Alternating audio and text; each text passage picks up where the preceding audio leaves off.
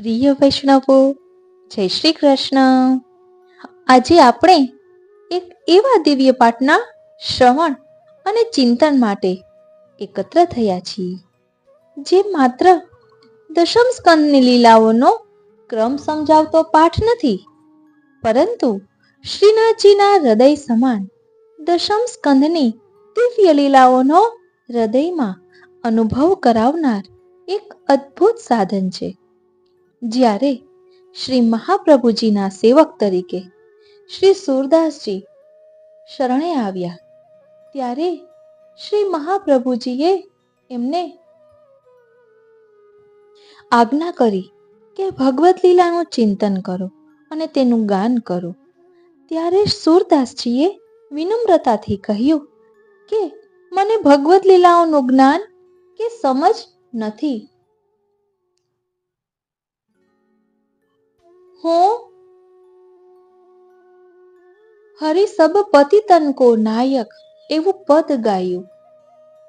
ત્યારે શ્રી આચાર્યજીએ કહ્યું કે સુર હોય કે કાહે કો ગિજ્ઞાતો, કછું ભગવત લીલા વર્ણન કરો. ત્યારે સૂરદાસજીએ કહ્યું કે મહારાજ, મને ભગવત લીલા કઈ સમજાતી નથી. ત્યારે શ્રી મહાપ્રભુજીની આજ્ઞાથી સૂરદાસજી શ્રી યમુનાજીમાં સ્નાન કરી આવ્યા અને નામ નિવેદન પશ્ચાત શ્રી મહાપ્રભુજીએ સૂરદાસજીને દશમ સ્કંધાર્થ અનુક્રમણિકા સંભળાવી. ત્યારે સંપૂર્ણ દશમ સ્કંદની ભગવદ લીલા એમના હૃદયમાં સ્થાપિત થઈ અને સૂરદાસજીએ ચકઈ ચલ ચરણ સરોવર તથા વ્રજ ભયો મહર કે પુત વગેરે કીર્તન ગાયા. વાલા વૈષ્ણવો, આ એ જ પાઠ છે કે જે શ્રી મહાપ્રભુજીએ પરમાનંદ દાસજીને પણ શીખવ્યો હતો. એટલે આ પાઠના શ્રવણ, પઠન અને ભાવપૂર્વકના ચિંતનથી શ્રીનાથજીના હૃદય સમાન દશમ સ્કંદની લીલાઓનો રસ આપણા અંતરમાં પ્રકટ થાય છે અને નિરોધ સિદ્ધ થાય છે. કારણ કે પુષ્ટિ માર્ગમાં માત્ર જાણવું નથી, પ્રભુની લીલાનો અનુભવ કરવો છે. અને જ્યારે જીવ ભાવપૂર્વક પ્રભુના ચરણોમાં જોડાય છે, ત્યારે પ્રભુ પોતે જ પોતાના સ્વરૂપની, પોતાની લીલાનો અને પોતાના આનંદનો અનુભવ કરાવે છે. તો ચાલો વાલા વૈષ્ણવો, સૌપ્રથમ આ નિરોધ એટલે શું તેનું રસપાન કરીએ, તે સમજીએ કે ભક્તો સગળો ભૂલીને ભગવાનમાં આસક્ત થઈ જાય ને, તેને નિરોધ કહેવાય. કઈ રીતે એ સમજીએ અને ત્યારબાદ આ દશમ સ્કંધાર્થ અનુક્રમણિકાનો પાઠ સંસ્કૃત શ્લોક અને ભાવાર્થ સાથે કરી અને દશમ સ્કંદનો થોડુંક રસપાન કરીએ. કારણ કે આ ચાતુર્માસ એ ફક્ત નિયમ લેવા માટે નથી. આપણે પ્રભુના અધિક ગુણગાન કરી શકીએ, પ્રભુને અધિક લાડ લડાવી શકીએ, તે હેતુથી છે અને પ્રભુની પ્રસન્નતા માટે જ બધું કરવાનું છે. તો ચાલો સૌપ્રથમ સમજીએ કે નિરોધ એટલે શું. પ્રિય વૈષ્ણવો, ભક્તો સઘળું ભૂલીને ભગવાનમાં આસક્ત થઈ જાય તે નિરોધ છે. દશમ સ્કંદ ભગવાનનું હૃદય છે. ભગવાનના હૃદયની સઘળી વાતો એમાંથી સમજાય. ભગવાન મધુરાધિપતિ, રસરૂપ, આનંદમય, લીલારસ નિમગ્ન છે. એમનું હૃદય પણ રસપૂર્ણ, આનંદપૂર્ણ છે. એમની સુમધુર લીલા ભક્તોને રસ પરવશ બનાવે છે. ભક્તો સઘળું ભૂલી ભગવાનમાં આસક્ત થઈ જાય છે, તે નિરોધ કહેવાય છે. દશમ સ્કંદમાં ભગવાનની નિરોધ લીલાની કથા છે. અવતાર દશામાં ભગવાન પોતાના સ્વરૂપ અને લીલા દ્વારા ભક્તોનો નિરોધ કરે છે. અનવતાર દશામાં એની કથા દ્વારા નિરોધ કરે છે. નવમ સ્કંદમાં ભક્તિનું નિરૂપણ કર્યું છે. ભક્તિથી ભગવાન સાક્ષાત પ્રાપ્ત થાય છે, તે જ યથાર્થ ફલરૂપ છે. આ સમજાવવા માટે શ્રી સુખદેવજીએ ભક્તિરૂપ નવમ સ્કંદના અંતે ભગવાનના સ્વરૂપનું વર્ણન કર્યું. ભગવાનની લીલાઓ પણ સંક્ષેપમાં ગાઈ. ભક્તિ પ્રભુના સ્વરૂપમાં આસક્તિ કરાવે છે. ભક્તોનો ભગવાનમાં નિરોધ થાય. દશમ સ્કંદમાં તેથી વિસ્તારપૂર્વક સ્વરૂપ અને લીલાનું વર્ણન કર્યું. તેના સંબંધથી ભક્તોને પ્રાપ્ત થતા મોક્ષનું નિરૂપણ 11મા સ્કંધમાં કર્યું. વહાલા વૈષ્ણવો, એટલે આ દશમ સ્કંધ એ નિરોધ લીલા છે અને કોઈના સંગ વગર ભક્તિ શુદ્ધ રહે અને તેનાથી નિરોધ પણ સંભવે. પ્રપંચ વિસ્મૃતિપૂર્વક ભગવાનમાં આસક્તિ, તેનું નામ નિરોધ છે. જગતની વસ્તુ કે વ્યક્તિ કરતા બીજું કાંઈ ઉત્તમ, સુંદર, અદ્ભુત લાગે તેમાં રુચિ થાય, તેમાં મન મગ્ન થાય, ઇન્દ્રિયોની પ્રવૃત્તિઓ પણ તેની પ્રાપ્તિ માટે તેમાં થાય. આવી ઉત્તમતા ભગવાન શ્રી કૃષ્ણમાં છે. શ્રી કૃષ્ણમાં આવી ઉત્તમતાના અનુભવે ઉત્કટ રુચિથી મન મગ્ન થાય છે. બીજું કાંઈ રૂચે નહીં, કોઈ આત્મીય લાગે નહીં. તે આસક્તિ કહેવાય. આ બધી વાતોનો વિચાર કરતા પ્રપંચની વિસ્મૃતિપૂર્વક ભગવદ આસક્તિ એ નિરોધનું લક્ષણ છે. પ્રપંચ એટલે વિસ્તાર. ભગવાન પોતે એક હતા. લીલા કરવાની ઈચ્છાથી અનેકરૂપ થયા. વસ્તુ, વ્યક્તિ વગેરે વિશ્વરૂપે વ્યક્ત થયા. તે વિસ્તાર પ્રપંચ કહેવાય છે. તે બહાર સ્થૂળ રૂપે, અંતરમાં સૂક્ષ્મ રૂપે છે.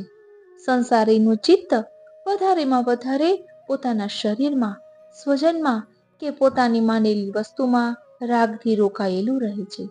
ક્યારેક દ્વેષ હોય ત્યાં પણ ચિત્ત લાગેલું રહે છે. ભગવાનમાં સ્નેહ થાય તો દેહ અને ગેહમાં ચિત્ત નીકળી જાય. ભગવાનમાં રહેલું મન સંસારમાં ન રહે, સંસારમાં રહેતું મન ભગવાનમાં ન રહે.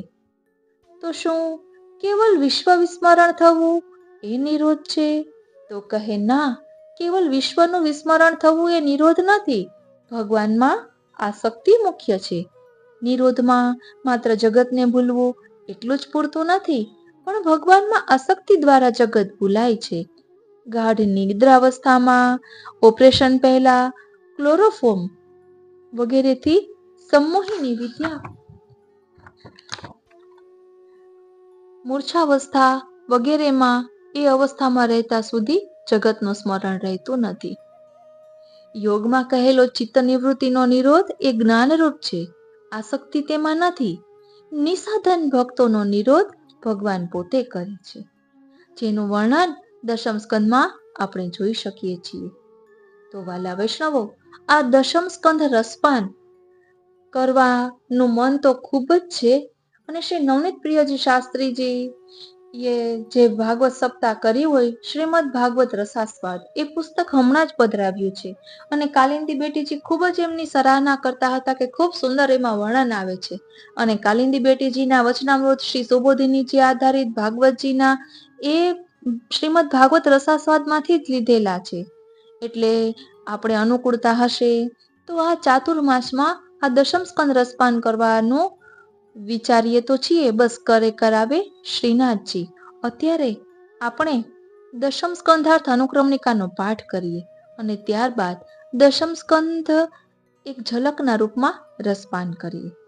બસ આ તો એક બહાનું છે પ્રભુના ગુણગાન કરવાનું. અને શું આપણે ચાતુર્માસમાં કરી શકીએ? સાચું કહું વાલા વૈષ્ણવો, હું તો એકેય પ્રકારનો નિયમ લેતી નથી. આ તો બધા વૈષ્ણવો લેતા હોય એટલે આપણે સત્સંગના રૂપમાં આ રીતે લઈએ કે એ બહાને અલગ અલગ પુસ્તકોમાંથી મનન ચિંતન થાય અને પ્રભુની પ્રસન્નતા પ્રાપ્ત કરી શકાય. તો ચાલો હવે સૌ પ્રથમ પાઠ કરીએ અને ત્યારબાદ તેનું રસપાન. બોલો શ્રી વલ્લભાધીશ કી જય. પ્રિય વૈષ્ણવો, જય શ્રી કૃષ્ણ. આજે આપણે જે સ્તોત્રનો પાઠ કરવાના છીએ ને, એ દશમ સ્કંધાર્થ અનુક્રમણિકા આપણા શ્રી મહાપ્રભુજીએ સુરદાસજી અને પરમાનંદદાસજીને શીખવી હતી. અને એમને ઠાકોરજીની સાક્ષાત લીલાઓનો અનુભવ થયો હતો અને એ પ્રમાણે એમણે કીર્તન ગાયા હતા.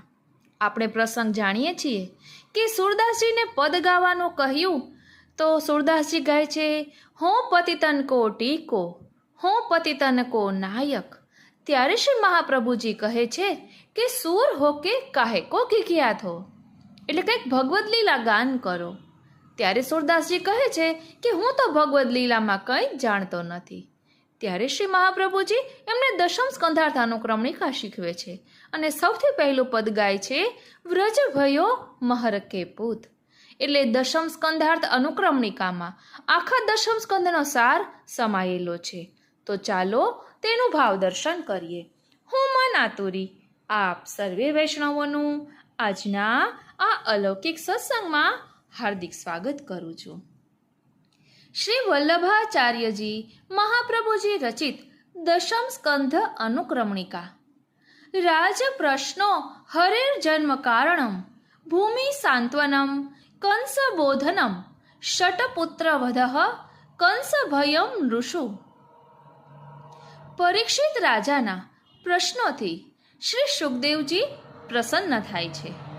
શ્રી કૃષ્ણ ભગવાને શા માટે અવતાર ધર્યો તેનું કારણ સ્વયં શ્રી કૃષ્ણ ભગવાન પૃથ્વી ઉપર અવતાર ધરશે તેવું પૃથ્વીને સાંત્વનન, દેવકીનો 8મો ગર્ભ પોતાનો વધ કરશે એવું કંસને જ્ઞાન છે.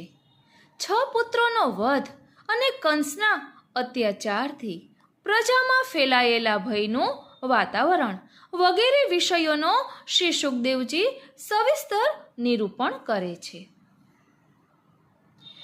માયા જ્ઞાપન દેવાદિ સ્તુતિ કૃષ્ણ સમુદ્ભવ વર્ણનમ કૃષ્ણ રૂપસ્ય વસુદેવસ્ય સંસ્તુતિ. શ્રી દેવકીજીના ઉદરમાંથી શ્રી રોહિણીજીના ઉદરમાં શ્રી બલરામજીનું સ્થાપન કરવા માયાને વ્રજમાં મોકલી. દેવતાઓએ ભગવાનની સ્તુતિ કરી, ભગવાનનું પ્રાકટ્ય અને વસુદેવજીએ ભગવાનના સ્વરૂપનું જે વર્ણન કર્યું અને ભગવાનની સ્તુતિ કરી. દેવક્યાદિ પુરાકૃત્ય કથનમ જગદીશિતુ ગોકુલે નયનમ કન્યામારણે તદ્વિભાષણમ. દેવકીજી અને વસુદેવજીને ભગવાને તેમના પૂર્વજન્મની કથા કહી સ્મરણ કરાવ્યું. પછી ભગવાન ગોકુલ પધાર્યા. કન્યાને મારી નાખવા કંસે કરેલા પ્રિય પ્રયત્નમાં વૈષ્ણવો, તેની નિષ્ફળતા ભક્તો સઘળું અને ભૂલીને માયાએ ભગવાનમાં આકાશવાણી આસક્ત દ્વારા થઈ જાય કંસને તે નિરોધ છે. આપેલી દશમ ચેતવણી સ્કંદ વિશેનું ભગવાનનું નિરૂપણ. હૃદય છે. ભગવાનના સાંત્વનમ હૃદયની સઘળી વાતો વસુદેવસ્ય એમાંથી મોચનમ સમજાય. ભાર્યયા સહ. ભગવાન કંસ મધુરાધિપતિ દુર્મંત્ર રસરૂપ દૈત્યેષુ આનંદમય સાધુ બાલ લીલારસ નિમગ્ન છે. ઉપદ્રવઃ. એમનું હૃદય પણ કંસે રસપૂર્ણ દેવકીજી અને આનંદપૂર્ણ છે. વસુદેવજીને એમની કારાગૃહમાંથી સુમધુર લીલા મુક્ત ભક્તોને કર્યા રસ પરવશ બનાવે અને છે. તેમને ભક્તો સાંત્વના આપી. સઘળું બોલી પછી ભગવાનમાં કંસે આસક્ત થઈ દુષ્ટ જાય છે. દૈત્યો અને પ્રધાનો નિરોધ સાથે કહેવાય છે. મંત્રણા કરી દશમ સ્કંદમાં સજ્જનોને ભગવાનની અને નવજાત નિરોધ લીલાની શિશુઓને કથા છે. મારીને અવતાર ઉપદ્રવ દશામાં ફેલાવવાની ભગવાન યોજના પોતાના કરી. સ્વરૂપ અને લીલા દ્વારા પ્રાદુર્ભૂતે ભક્તોનો વ્રજે કૃષ્ણ નિરોધ કરે છે. વ્રજરાજ અનવતાર મહોત્સવઃ દશામાં મથુરા એની કથા ગમનમ દ્વારા નંદ નિરોધ કરે છે. વાસુદેવ નવમ સમાગમઃ. સ્કંદમાં ભક્તિનું નિરૂપણ ભગવાન કર્યું શ્રી છે. કૃષ્ણનું ભક્તિથી વ્રજમાં ભગવાન સાક્ષાત પ્રાકટ્ય પ્રાપ્ત થયું. થાય છે. વ્રજરાજ એ જ યથાર્થ શ્રી ફલરૂપ છે. નંદરાયજીએ નંદ આ મહોત્સવ સમજાવતા મનાવ્યો. સમજાવવા માટે પછી શ્રી શ્રી સુખદેવજીએ નંદરાયજી ભક્તિરૂપ કંસને નવમ વાર્ષિક સ્કંધના કર ભરવા અંતે મથુરા ભગવાનના ગયા. સ્વરૂપનું અને વર્ણન ત્યાં કર્યું. શ્રી ભગવાનની વસુદેવજી લીલાઓ પણ સાથે સંક્ષેપમાં મેળાપ ગાઈ. થયો. ભક્તિ પ્રભુના સ્વરૂપમાં પૂતના આસક્તિ સુપયઃ કરાવે છે. પાનમ ભક્તોનો નંદ ભગવાનમાં ગોપાદિ નિરોધ થાય. વિસ્મયઃ. દશમ સ્કંદમાં શકટ વ્યત્યયો તેથી દૈત્ય વિસ્તારપૂર્વક ચક્રવાત સ્વરૂપ વધઃ અને લીલાનું વર્ણન કર્યું. પૂતનાનું તેના પૈપાન સંબંધથી કરીને ભક્તોને ભગવાને તેના પ્રાપ્ત પ્રાણ થતા હર્યા. મોક્ષનું નિરૂપણ આ 11મા ઘટનાથી સ્કંદમાં શ્રી કર્યું. નંદરાયજી અને ગોપ ગોવાળો વહાલા વગેરે વૈષ્ણવો, આશ્ચર્યચકિત થઈ એટલે ગયા. આ દશમ એ સ્કંદ પછી એ ભગવાને નિરોધ લીલા છે. ગાડાને ઊંધું અને પાડી દઈને શકટ લીલા કોઈના કરી. સંગ વગર ભગવાને ભક્તિ શુદ્ધ તૃણાવત રહે રાક્ષસનો અને તેનાથી વધ કર્યો. નિરોધ પણ સંભવે. સનલાલ અને મુખે ધાત્ર્યા જૃંભણે વિશ્વદર્શન પ્રપંચ વિસ્મૃતિપૂર્વક ભગવાનમાં આસક્તિ કરણમ તેનું નામ કેલી રેતયો. નિરોધ છે. પુત્ર શ્રી કૃષ્ણને જગતની વસ્તુ કે ખોળામાં વ્યક્તિ લઈ કરતા લાડ બીજું લડાવતા કાંઈ માતા ઉત્તમ, યશોદાને સુંદર, ભગવાને બગાસું અદ્ભુત લાગે ખાતા તેમાં રુચિ શ્રી થાય, મુખમાં તેમાં મન વિશ્વ મગ્ન દર્શન થાય, કરાવ્યું. ઇન્દ્રિયોની પછી પ્રવૃત્તિઓ બલરામ પણ તેની અને પ્રાપ્તિ શ્રી માટે કૃષ્ણની તેમાં થાય. નામકરણ વિધિ આવી કરવામાં ઉત્તમતા આવી. ભગવાન શ્રી ગોપ કૃષ્ણમાં છે. બાળકોની સાથે શ્રી ઉભય કૃષ્ણમાં આવી બાળકોની ઉત્તમતાના અનેકવિધ અનુભવે લીલાઓ થઈ. ઉત્કટ રુચિથી મન ધોળત્યં મગ્ન ગોપ થાય વધુ છે. ગેહે બીજું કાંઈ પ્રસંગાદ ઊંચે નહીં, ભક્ષણમ મૃદઃ કોઈ આત્મીય લાગે દર્શનમ નહીં. તે વિશ્વરૂપસ્ય આસક્તિ કહેવાય. નંદ આ ભાગ્ય બધી પુરા વાતોનો કથા. વિચાર કરતા ગોપીઓના પ્રપંચની ગૃહમાં વિસ્મૃતિપૂર્વક પધારી ભગવદ આસક્તિ માખણ ચોરી એ વગેરે નિરોધનું ધૂર્ત લક્ષણ છે. લીલાઓ કરી. પ્રપંચ ભગવાને એટલે લીલા વિસ્તાર. કરવાના હેતુથી ભગવાન માટી પોતે ખાધી એક અને હતા. માતા લીલા યશોદાને કરવાની શ્રીમુખમાં ઈચ્છાથી વિશ્વ અનેકરૂપ દર્શન થયા. કરાવ્યું. વસ્તુ, વ્યક્તિ નંદરાયજી વગેરે વગેરેના વિશ્વરૂપે પૂર્વજન્મની વ્યક્ત કથાનું થયા. તે નિરૂપણ વિસ્તાર અને એમના મહદ પ્રપંચ ભાગ્યની કહેવાય છે. પ્રશંસા તે કરી. બહાર સ્થૂળ રૂપે, અંતરમાં ચૌર્યમ સૂક્ષ્મ રૂપે છે. હયંગવસ્યાથ સંસારીનું ચિત્ત બંધનમ દામભીર વધારેમાં બલાત વધારે પોતાના યમલાર્જુન શરીરમાં, તાશાપો સ્વજનમાં કે ભંગશ્ચેયો પોતાની માનેલી સ્તુતિસ્તયોઃ વસ્તુમાં રાગથી માટલા રોકાયેલું ફોડી રહે છે. દહીં ક્યારેક માખણની ચોરી દ્વેષ કરી. હોય ત્યાં પણ તેથી ચિત્ત લાગેલું ગુસ્સે રહે છે. થઈ હોશે. માતા યશોદાએ ભગવાનમાં શ્રી સ્નેહ થાય કૃષ્ણને તો દેહ દોરડા અને વડે ગેહમાં ચિત્ત ખાંડણિયા નીકળી સાથે જાય. બાંધ્યા. ભગવાનમાં શ્રી રહેલું નારદ મન મુનિના સંસારમાં ન શ્રાપથી રહે. નલકુબેર સંસારમાં રહેતું અને મન મણિગ્રીવ ભગવાનમાં ન રહે. યમલાર્જુન નામના વૃક્ષ તો બની શું ગયા હતા. કેવલ વિશ્વ તે વિસ્મરણ થવું વૃક્ષોને એ મૂળ નિરોધ સહિત છે? ઉખેડીને તો કહે ના, ભગવાને કેવલ તેમના વિશ્વનું શ્રાપનું વિસ્મરણ થવું એ નિરોધ નિવારણ નથી. કર્યું. ભગવાનમાં અને આસક્તિ શ્રાપ મુક્ત મુખ્ય છે. થયેલા નિરોધમાં નલકુબેર માત્ર અને જગતને મણિગ્રીવ ભૂલવું દ્વારા એટલું જ પૂરતું નથી, ભગવાનની પણ સ્તુતિ ભગવાનમાં કરી. આસક્તિ દ્વારા જગત ભૂલાય છે. ગાઢ બાલક્રીડોપનંદાદિ નિદ્રાવસ્થામાં, મંત્રાંગમનમ ઓપરેશન તતઃ પહેલા, વૃંદાવને ક્લોરોફોર્મ તયો ક્રીડાઃ વગેરેથી વયસ્સેર્વન સંમોહન ચારિણઃ. ભગવાને અનેક બાળ લીલાઓ કરી. મૂર્છાવસ્થા ઉપનયન વગેરેમાં વગેરે એ અવસ્થામાં ગોપજનો રહેતા સાથે સુધી જગતનું પરામર્શ સ્મરણ રહેતું વિચાર નથી. કરી. ગોકુલ છોડી યોગમાં કહેલો ચિત્ત બધાનો નિવૃત્તિનો નિરોધ વૃંદાવનમાં એ વાસ જ્ઞાનરૂપ કરવો, છે. ત્યાં આસક્તિ સમાન તેમાં વયના નથી. સખાઓ સાથે નિસાધન વન ભક્તોનો વિહાર નિરોધ કરી ભગવાન વિવિધ પોતે કરે છે, લીલાઓ કરી. જેનું વર્ણન દશમ સ્કંદમાં આપણે જોઈ શકીએ છીએ. વત્સાસુરસ્ય તો ય વાલા વૈષ્ણવો, આ વ- દશમ સ્કંદ રસપાન બક કરવાનું અઘાસુર મન તો યો ખૂબ રપી. જ છે. અને શ્રી નવનીત પ્રિયજી વત્સાસુરસ્ય શાસ્ત્રીજી ય વધો જે ભાગવત બકા સપ્તાહ કરી અઘાસુર હોય, યો શ્રીમદ રપી. ભાગવત ભોજનમ રસાસ્વાદ, એ સખી પુસ્તક ભિસ્તિરે હમણાં જ પધરાવ્યું છે. યમુનાયા અને હરેર કાલિંદી મોદા. બેટીજી ખૂબ જ એમની શ્રી સરાહના કૃષ્ણ કરતા હતા કે ખૂબ વત્સાસુર, સુંદર એમાં વર્ણન આવે છે. અઘાસુર અને કાલિંદી બકાસુરનો બેટીજીના વચનામૃત શ્રી શ્રી સુબોધિનીજી યમુનાજીના આધારિત સુરમ્ય તીરે ભાગવતજીના ગોપ એ બાળકો સાથે શ્રીમદ ભાગવત ભક્તિ રસાસ્વાદમાંથી જ લીધેલા છે. આનંદપૂર્વક એટલે ભોજન આપણે કર્યું. અનુકૂળતા હશે તો આ વત્સાપહરણં ચાતુર્માસમાં ધાત્રા આ દશમ સ્કંદ રસપાન કૃષ્ણત્વં કરવાનો વસપાલયોઃ. વિચારીએ તો છીએ, બસ કરે કરાવે બ્રહ્મણોમોહગમનમ શ્રીનાથજી. સ્તુતિઃ અત્યારે કૃષ્ણરતિર આપણે ગતિઃ. દશમ સ્કંધાર્થ શ્રી અનુક્રમણિકાનો કૃષ્ણ પાઠ કરીએ ખરેખર અને ભગવાન ત્યારબાદ છે કે દશમ નહીં સ્કંધ તેની ખાતરી એક ઝલકના કરવા રૂપમાં બ્રહ્માજી રસપાન દ્વારા કરીએ. વાછરડા બસ અને ગોપ બાળકોને ઉપાડી આ તો જવું. એક તેથી બહાનું છે સ્વયં પ્રભુના ભગવાન શ્રી ગુણગાન કૃષ્ણે કરવાનું. અને તે શું સમસ્ત આપણે ગોપ ચાતુર્માસમાં બાળકો કરી અને શકીએ? વાછરડાના રૂપ સાચું ધારણ કૌવાલા કર્યા. વૈષ્ણવો, તેથી હું તો એકે બ્રહ્માજીના પ્રકારનો નિયમ મોહનો લેતી ભંગ નથી. થયો. આ તો બધા વૈષ્ણવો લેતા બ્રહ્માજીએ હોય એટલે આપણે ભગવાનની સત્સંગના સ્તુતિ રૂપમાં આ કરી. રીતે લઈએ. તેમની એ રતિ બહાને અને અલગ અલગ અંતિમ પુસ્તકોમાંથી ગતિ મનન શ્રી ચિંતન થાય કૃષ્ણ જ છે. અને તે પ્રભુની તાત્પર્યનું પ્રસન્નતા વર્ણન કર્યું. પ્રાપ્ત કરી શકાય. તો ચાલો ગોચારણે હવે સૌ પ્રથમ મહાકાય પાઠ કરીએ અને ધેનુકાદિ ત્યારબાદ તેનું વધસ્તથા રસપાન. વ્રજ બોલો શ્રી આગમનમ કૃષ્ણો વલ્લભાધીશ ગોપી કી નેત્ર જય. મહોત્સવઃ. પૌગંડ વયમાં પ્રવેશતા જ ભગવાનની બલરામજી અને ગોપ બાળકો સાથે ગોચારણ લીલા કરવી. ત્યાં તાલવનમાં બલરામજી દ્વારા ધેનુકાસુરનો વધ, સંધ્યા સમયે ગોચારણ કરીને શ્રી કૃષ્ણનું વનમાંથી ઘરે પધારવું અને ત્યારે તે સમયે ગોપીજનોના પોતાના નેત્રો દ્વારા આનંદ ઉત્સવ મનાવવો તેનું વર્ણન કર્યું. મૃતાન વિશાંભપાનેન ગોપાન હરિરજીવયત કાલીય દમને સ્તોત્રમ તદ ભાર્યાણામ પ્રલાપનમ. શ્રી યમુનાજીના ધરામાં કાલીય નાગના વાસથી વિષયુક્ત થયેલ જલના પાનથી મૃત્યુ પામેલ ગાયો અને ગોપોને શ્રી હરિ દ્વારા પુનર્જીવિત કરવા ભગવાને કાલીયનું દમન કર્યું અને ત્યારે નાગપત્નીઓ દ્વારા વિલાપ કરતા કરતા પોતાના પતિ કાલિયાની રક્ષા માટે ભગવાનની સ્તુતિ કરવી. હરે કાલિય સંબંધ કથનમ ગૃહની મોચનમ ક્રીડા પ્રલંબ નિધનમ દાવાગ્નેર મોચનમ ગવામ. વર્ષા શરદ વર્ણનમ ચ ગોપીનામ વચનામૃતમ. શ્રી યમુનાજીના ધરામાં કાલિય નાગ કેવી રીતે આવ્યો તેની પૂર્વકથા કહી. રાત્રે વનમાં દાવાગ્નિ પ્રકટ્યો.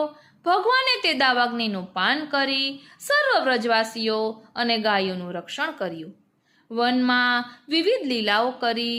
વનક્રીડા સમયે ગોવાળના વેશમાં આવેલા પ્રલંબ દૈત્યનો બલરામજી દ્વારા વધ. દ્વિતીય, દાવાગ્નિથી ઘેરાઈ ગયેલ ગાયો અને ગોવાળોની રક્ષા કરી. પછી વર્ષા અને શરદ ઋતુનું વર્ણન. વેણુગાન કરી ગોપીઓને સુધાપાન કરાવ્યું.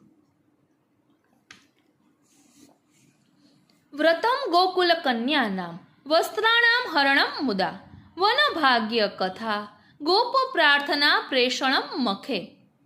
વ્રજકુમારિકાઓએ નંદના લાલ શ્રી કૃષ્ણ અમારા પતિ થાવ એવી ભાવનાથી કાત્યાયની વ્રત કર્યું.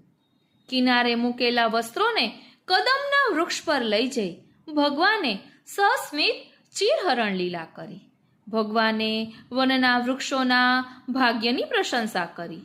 ગોપ બાળકોને ભૂખ લાગતા તે સંતોષવા પ્રભુને પ્રાર્થના કરી. ભગવાને ભોજન લઈ આવવા માટે બ્રાહ્મણો જ્યાં યજ્ઞ કરતા હતા તે સ્થાને ગોપ બાળકોને મોકલ્યા. વિપ્રભાર્યા પ્રસાદશ્ચ પશ્ચયાતાપો દ્વિજન્મનામ યાગભંગો મહેન્દ્રસ્ય ધૃતિ ગોવર્ધનસ્ય ચ. બ્રાહ્મણોએ ભોજન આપવાની ના પાડી, પરંતુ બ્રાહ્મણોની પત્નીઓએ ભાવથી ભોજન આપ્યું. તેમના પર ભગવાને કૃપા કરી પાછળથી તે બ્રાહ્મણોને પશ્ચાતાપ થયો. ભગવાને ઇન્દ્રનો યજ્ઞ બંધ કરાવ્યો. પછી ઇન્દ્રના કોપથી ગાયો અને ગોવાળોનું રક્ષણ કરવા માટે શ્રી ગોવર્ધન પર્વતને ધારણ કર્યો. સુરેન્દ્ર ગર્વ હરણમ ગર્ગ ગીતસ્ય વર્ણનમ ગોપ શંકાપ ગમન મિન્દ્ર ધેન્વ ભિયાચનમ. ભગવાને દેવોના રાજા ઇન્દ્રનો ગર્વ હર્યો. ગોપોને વિસ્મય થતા શ્રી નંદરાયજીએ ભગવાન શ્રી કૃષ્ણ વિશે ગર્ગાચાર્યજીએ વર્ણવેલી બધી વાત ગોપજનોને કહી સંભળાવી. પછી ગોપોની શંકા દૂર થઈ. પછી ઇન્દ્ર અને સુરભી ગાય દ્વારા ભગવાનની સ્તુતિ કરવામાં આવી. નંદસ્ય મોક્ષણમ ગોપ વૈકુંઠા ગમનમ તતઃ પંચાધ્યાયામ નિશિક્રીડા સર્પાનંદસ્ય મોક્ષણમ. ભગવાને પોતાના પિતા નંદરાયજીને વરુણ લોકમાંથી છોડાવ્યા પછી પોતાના પ્રિય ગોપીજનોને વૈકુંઠના દર્શન કરાવ્યા. રાત્રિના સમયે કરેલી રાસલીલાનું પંચાધ્યાયમાં વર્ણન કરેલ છે. નંદરાયજીને અજગરના મુખમાંથી છોડાવ્યા. શંખચૂડ વધ પશ્ચાત ગોપી ગીતમ વૃષાર્દનમ કંસ નારદ સંવાદ કંસ અક્રૂર કથા તતઃ. ભગવાને શંખચૂડનો વધ કર્યો. ગોપીજનોએ ગોપી ગીતનું ગાન કર્યું. પછી ભગવાને અરિષ્ટાસુરનો વધ કર્યો. કંસ અને નારદજીના સંવાદની કથા.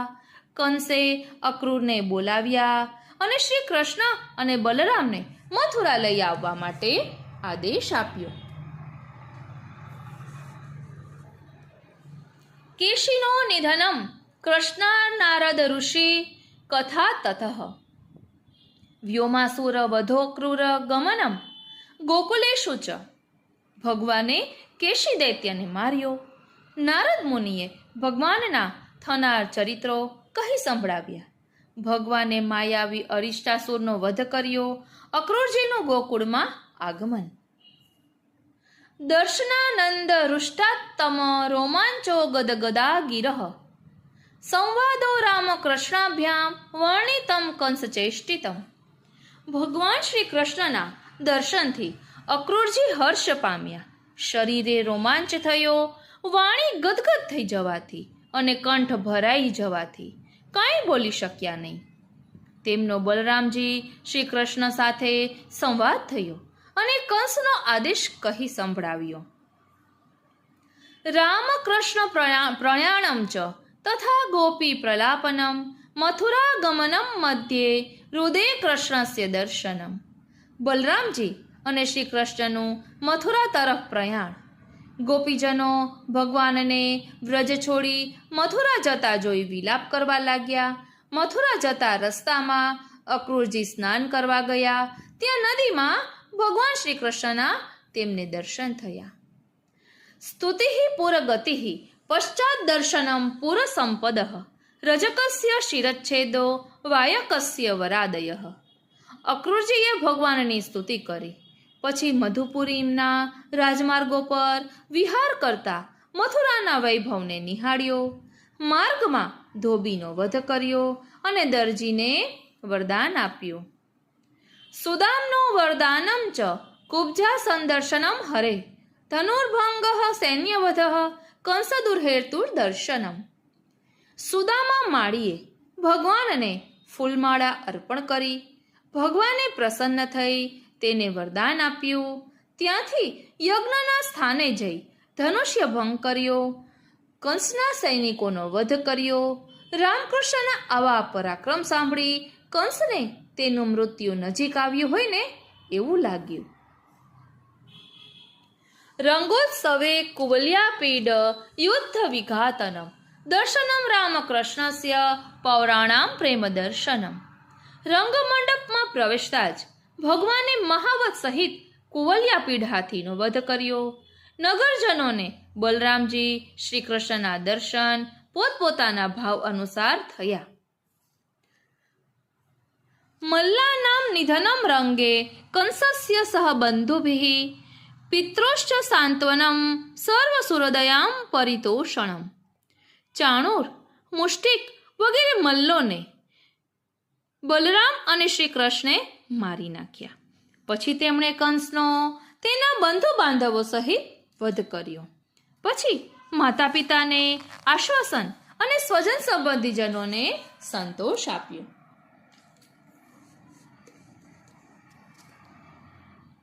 ઉગ્રસેના અભિષેકશ્ચ નંદાદિવ્રજ પ્રેષણમ ઈષદ્વિજાતિ સંસ્કાર પઠનમ ગુરોર ગૃહે. ભગવાને ઉગ્રસેનનો રાજ્યાભિષેક કર્યો. પછી નંદરાયજી અને ગોપજનોને વ્રજમાં મોકલ્યા.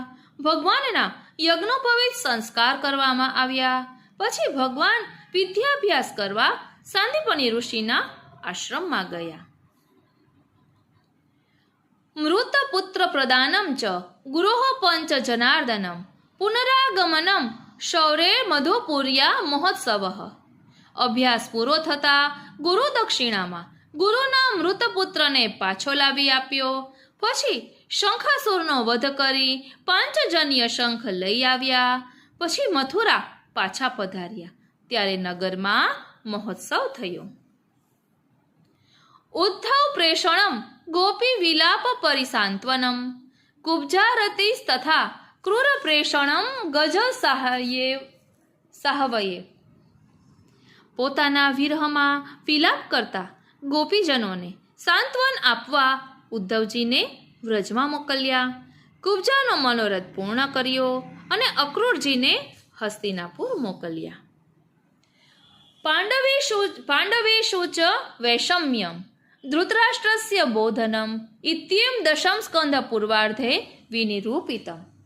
અક્રૂરજીએ પાંડવો અને કૌરવો વચ્ચે જે વિષમતા હતી તેમાં પાંડવોને સાંત્વના આપી અને ધૃતરાષ્ટ્રને ઉપદેશ આપ્યો.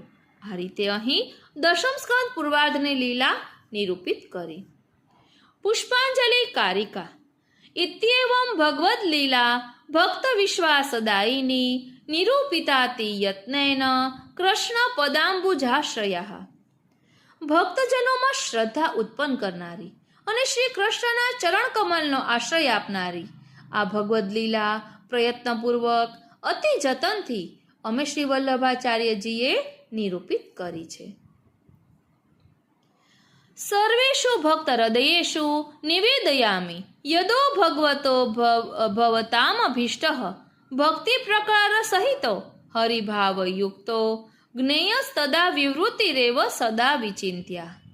સર્વ ભક્તોના હૃદયને નિવેદન કરીએ છીએ કે જો તમને ભગવાનનો આ ભક્તિ માર્ગ ઇષ્ટ હોય ને તો ભક્તિના પ્રકારો સહિતના હરિભાવવાળો આ ભક્તિ માર્ગ જાણવા માટે આ અમારી વિવૃત્તિનું સદા સર્વદા ચિંતન કરશો.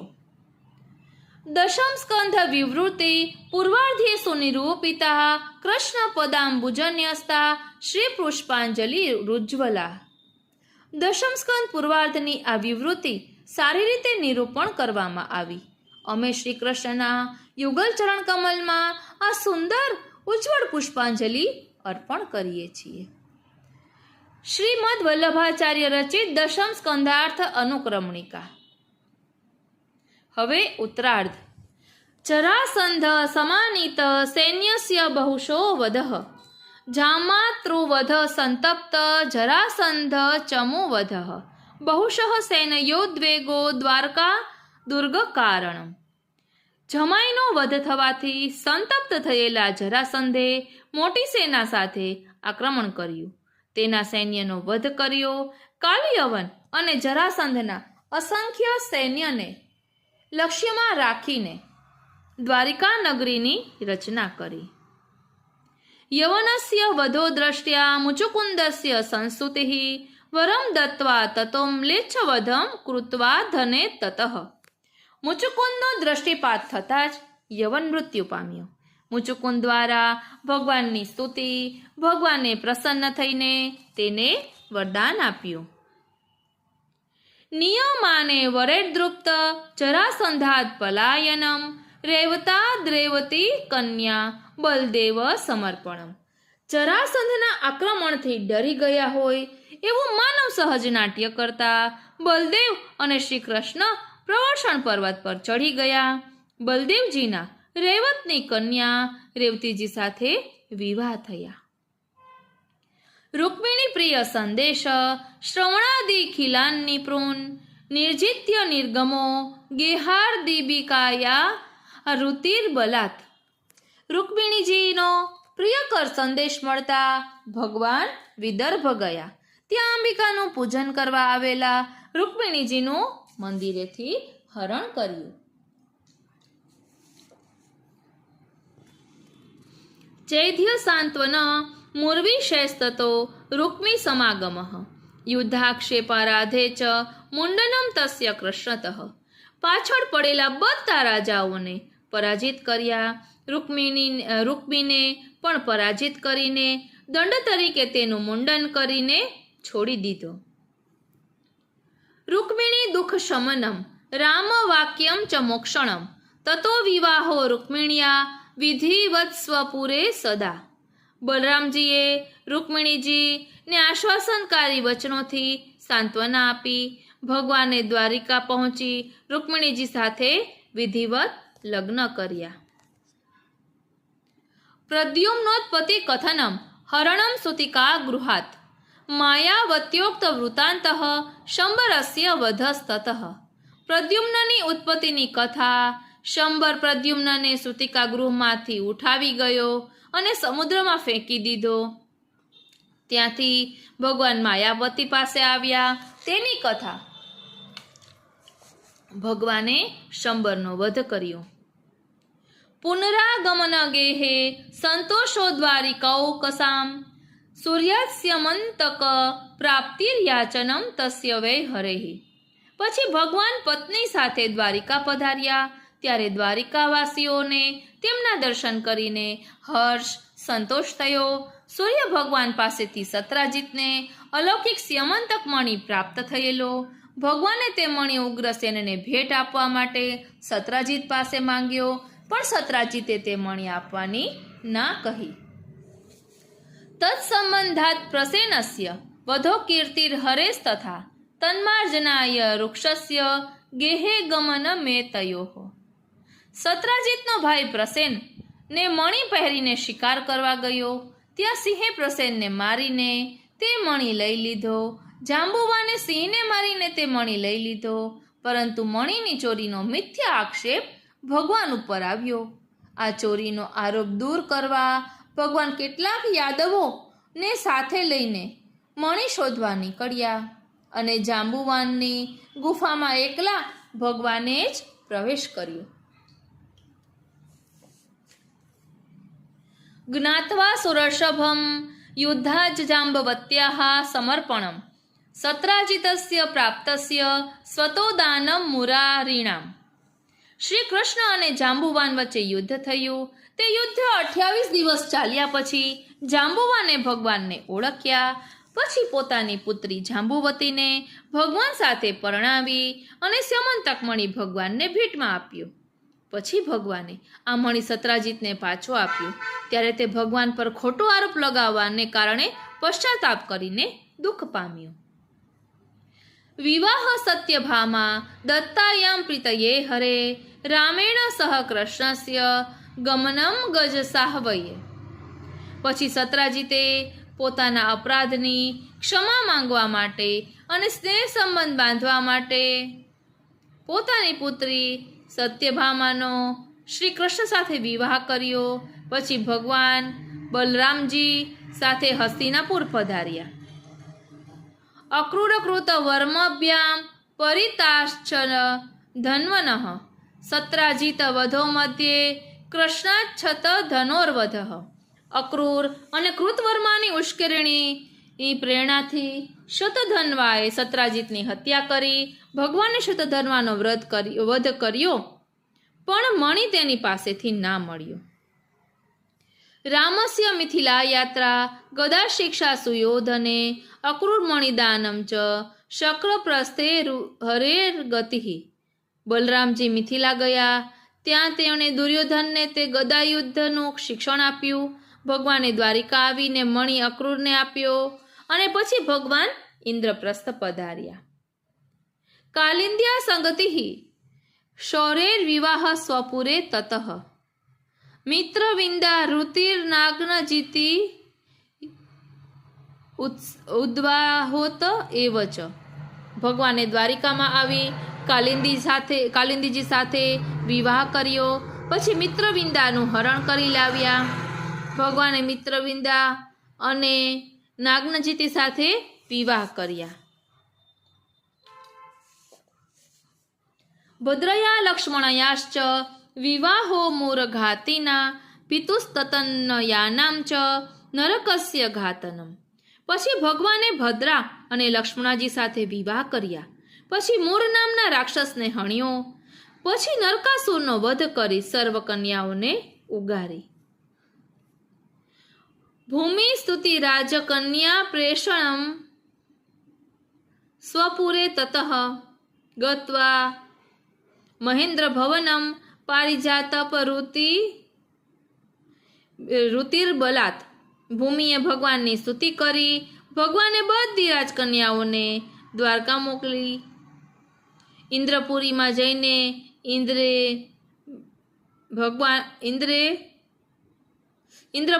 જઈને ઇન્દ્રને શૌર્યપૂર્વક હરાવી પારિજાત વૃક્ષ દ્વારિકા લાવ્યા. ઉદ્દવાહો રાજકન્યામ રૂક્મિણી કૃષ્ણ કૌતુકમ કૃષ્ણ ભાર્યા કથા પુત્ર નામાન્યોદ્વાહ પર્વણી. ભગવાને બધી રાજકન્યાઓ સાથે વિધિપૂર્વક વિવાહ કર્યા. રૂક્મિણીજી સાથે પરિહાસ કર્યો. પછી ભગવાનની બધી પત્નીઓની કથા કહી અને પુત્રોના લગ્ન ઉત્સવો વગેરેની કથા કરી. રામાદ રૂક્મી વધો દ્યુતે બાણસ્ય હરસમ કથા ઉષા સ્વપ્ન કથા ચિત્રલેખા હરણમ હરે.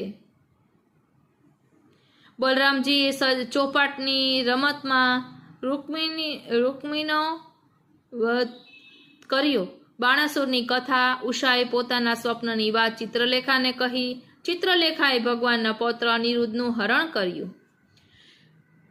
પૌત્રસ્ય બંધનમ ચાપી બાણ યાદવ સંયુગે કૃષ્ણ શંકર યોર્યુર્ધે જ્વર સંસ્તવનમ તતઃ. ઓ શ્રીનાથજી. ઉષા અનિરુદ્ધના મિલનની જાણ થતાં બાણાસુરે અનિરુદ્ધને નાગ પાસેથી બાંધ્યો. તેની જાણ દ્વારિકામાં થતાં ભગવાને બલદેવજી અને મોટી સેના લઈ બાણાસુર સાથે યુદ્ધ કર્યું. શ્રી કૃષ્ણ અને શંકર વચ્ચે યુદ્ધ થયું. પછી મહેશ્વરના જ્વરે ભગવાનની સ્તુતિ કરી. બાણા બાહુચ્છિદા રુદ્ર સ્તુતિર્બાણા ભયં વરહ ઉષા પ્રાપ્તિ નૃગાખ્યાનામ બલભદ્ર વ્રજા ગમઃ. ભગવાને બાણાસુરના 1000 હાથ કાપી નાખી તેને હરાવ્યો. ભગવાન શંકરે શ્રી કૃષ્ણની સ્તુતિ કરી. ભગવાને બાણાસુરને અભય વરદાન આપ્યું. ઉષા અને અનિરુદ્ધના વિવાહની કથા, નૃગ રાજાનું આખ્યાન. બલભદ્રજી વ્રજમાં પધાર્યા. ગોપી વિલાપો રામસ્ય સ્તુતિર ગોપી ભીરેવ ચ યમુના કર્ષણ કાશીપતિ પૌંડ્રક ઘાતનમ. ગોપીઓનો વિલાપ, ગોપીઓ દ્વારા બલરામજીની સ્તુતિ. શ્રી યમુનાજીએ બલરામજીની આજ્ઞા ન માનતા તેને હળની અણી વડે ખેંચ્યા. કાશીપતિ અને પૌંડ્રકનો વધ. કાશીદાહ સ્વકૃત્યાતો દ્વિવિધસ્ય બલાદવધ લક્ષ્મણાહરણમ રામ વિક્રમો ગજ સાહવયે. ભગવાને સુદર્શન ચક્ર છોડતા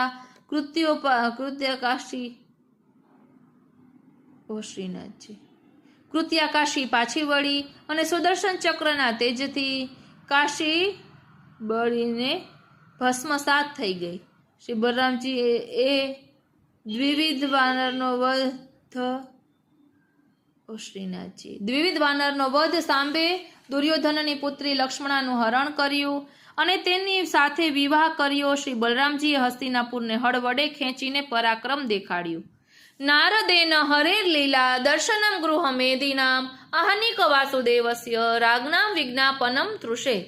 નારદજી ભગવાન શ્રી કૃષ્ણની ગૃહસ્વામિનીઓ સાથેની લીલાના દર્શન કર્યા. ભગવાનની સવારથી સાંજ સુધીનો દિનચર્યા જોઈને નારદજી વિસ્મય પામ્યા. પછી જરાસંધે કેદ કરેલા રાજાઓનો વિનંતી પત્ર લઈને દૂત આવ્યો. મંત્રણા ઉદ્ધવ સ્યેન્દ્ર પ્રસ્થે ગમનમિષિતુ જરાસંધ વધ સ્તોત્રમ રાજ્ઞા સત્કૃતિ રેવ ચ. ભગવાને ઉદ્ધવજી સાથે મંત્રણા કરી અને તેની સલાહ પ્રમાણે ભગવાન ઇન્દ્રપ્રસ્થ પધાર્યા. ભીમ અને જરાસંધ વચ્ચે દ્વંદ્વ યુદ્ધ થયું. ભગવાને ભીમ દ્વારા જરાસંધનો વધ કરાવ્યો અને બધા રાજાઓને જરાસંધની કેદમાંથી મુક્ત કર્યા. રાજાઓએ ભગવાનની સ્તુતિ કરી. રાજસૂયે હરે શિશુપાલ વધસ્તથા દુર્યોધનાભિમાનસ્ય ભંગ પ્રદ્યુમ્ન શાલ્વલો. રાજસૂય યજ્ઞમાં ભગવાનનું પ્રથમ પૂજન કરવામાં આવ્યું. તે પૂજનનો વિરોધ કરી શિશુપાલે ગાળો આપવામાં સીમા ઓળંગતા ભગવાને તેનો વધ કર્યો. દુર્યોધનના માનભંગનો પ્રસંગ. યુદ્ધમ ત્રિણવરાત્રમ ચ હરેરાગમનમ તતઃ શાલ્વસ્ય દંતવક્રસ્ય તદ્ભ્રાતુર્લીલયા વધઃ. પછી શિશુપાલના મિત્ર શાલ્વે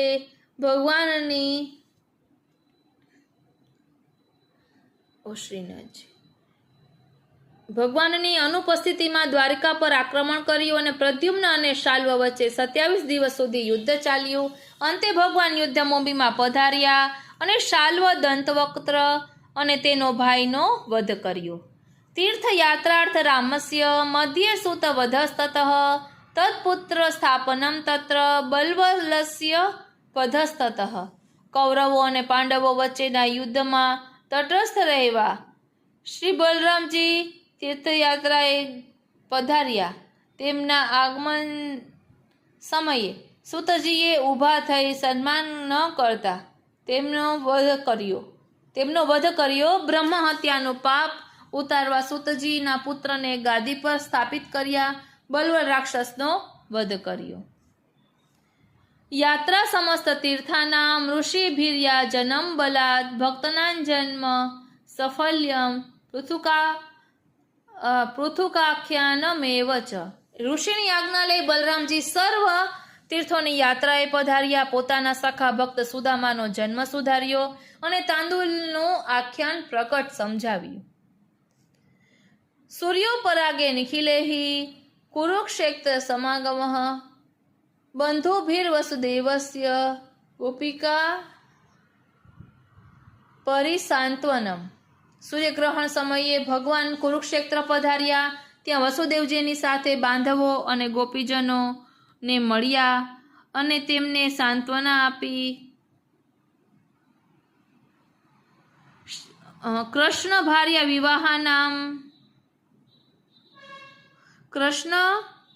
વિવાહાનામ કથન વિસ્મયો નૃણામ ઋષિણામ ગમનમ તત્ર કૃષ્ણેન પ્રતિપૂજનમ.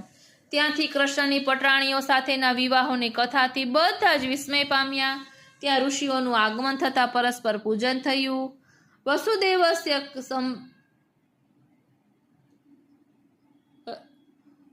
વસુદેવસ્ય સંપ્રશ્નો નારદોક્તિ રથોત્તરમ યાજનમ તત્ર ઋષિભિઃ પ્રમોદો અખિલ દેહિનામ.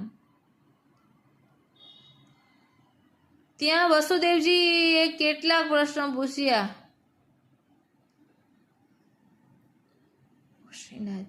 તે બધા પ્રશ્નોનું નારદજીએ સારી રીતે સમાધાન કર્યું. સર્વ ઋષિઓએ ભગવાનનું પૂજન કરીને સન્માન કર્યું. ત્યારે ત્યાં ઉપસ્થિત સર્વજનો આનંદ પામ્યા. વસુદેવસ્ય વિજ્ઞાનમ દેવક્યઃ ષટ સુતાગમે બલિકૃષ્ણ સ્તુતિ કથા શરણાનમ ગમન નિર્ગમે. ત્યાં વચનોથી વાસુદેવજી અને પોતાના પુત્ર શ્રી કૃષ્ણના અલૌકિક સ્વરૂપનું જ્ઞાન થયું. શ્રી કૃષ્ણના અલૌકિક સ્વરૂપનું જ્ઞાન થતાં દેવકીજીએ પોતાના 6 મૃત પુત્રોને જીવિત કરી પાછી લાવી આપવા કહ્યું. તેથી ભગવાન સુતલમાં પધાર્યા. બલિરાજાએ ભગવાનની સ્તુતિ કરી. પછી ભગવાન પોતાના 6 બંધુઓને લઈને દ્વારકા પધાર્યા. સુભદ્રા વિજયોદ્બાહો મિથિલાગમનમ હરે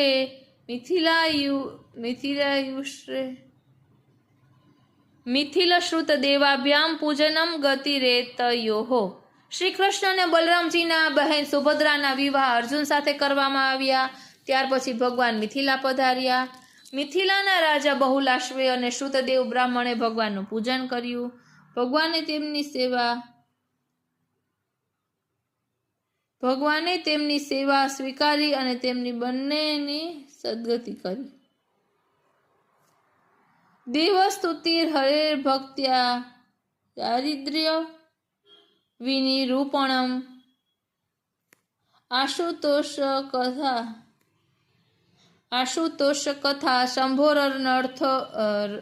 શંભોરનર્થોસ્ય વરસ્ય ચ. વેદની શ્રુતિઓએ ભગવાન શ્રી કૃષ્ણની સ્તુતિ કરી. ભક્તોના દારિદ્ર્યનું નિરૂપણ, શંકર ભગવાનનું આખ્યાન, ભોલેના શંભુએ વૃકાસુરને આપેલ વરદાનથી થયેલા અનર્થની કથા. વૃકાસુર વધે કૃષ્ણ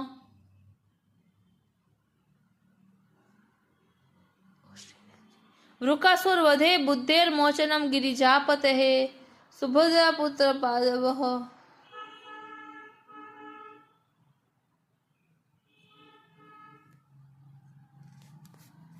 શ્રીનાથજી ફરી એકવાર. વૃકાસુર વધે બુદ્ધેર મોચનમ ગિરિજાપતેઃ મૃતપુત્ર પ્રદાનમ ચ વિપ્રસ્ય સ્વલયાદ્ધરે.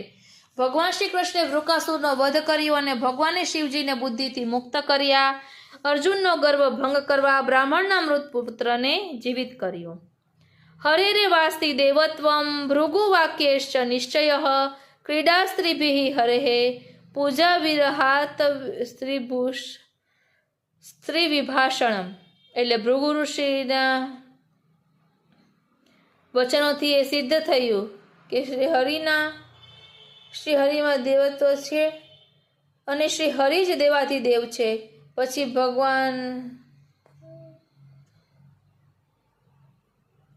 ભગવાનની પોતાની સ્ત્રીઓ સાથેની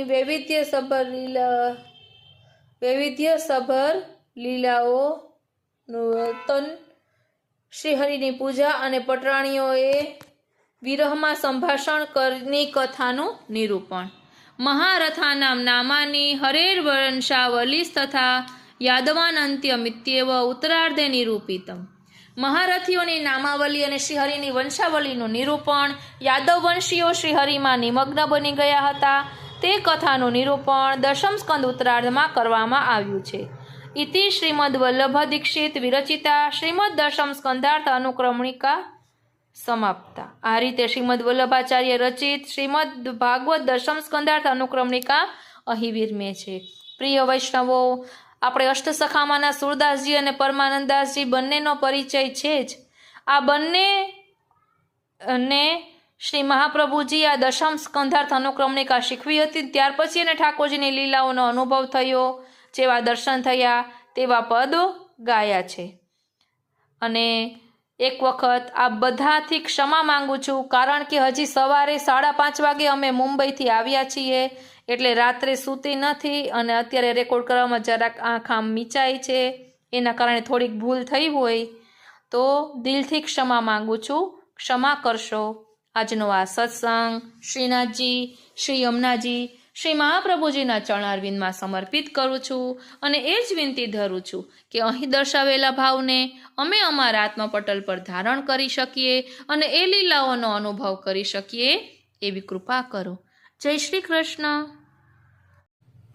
બોલ શ્રી વલ્લભાધીશ કી જય.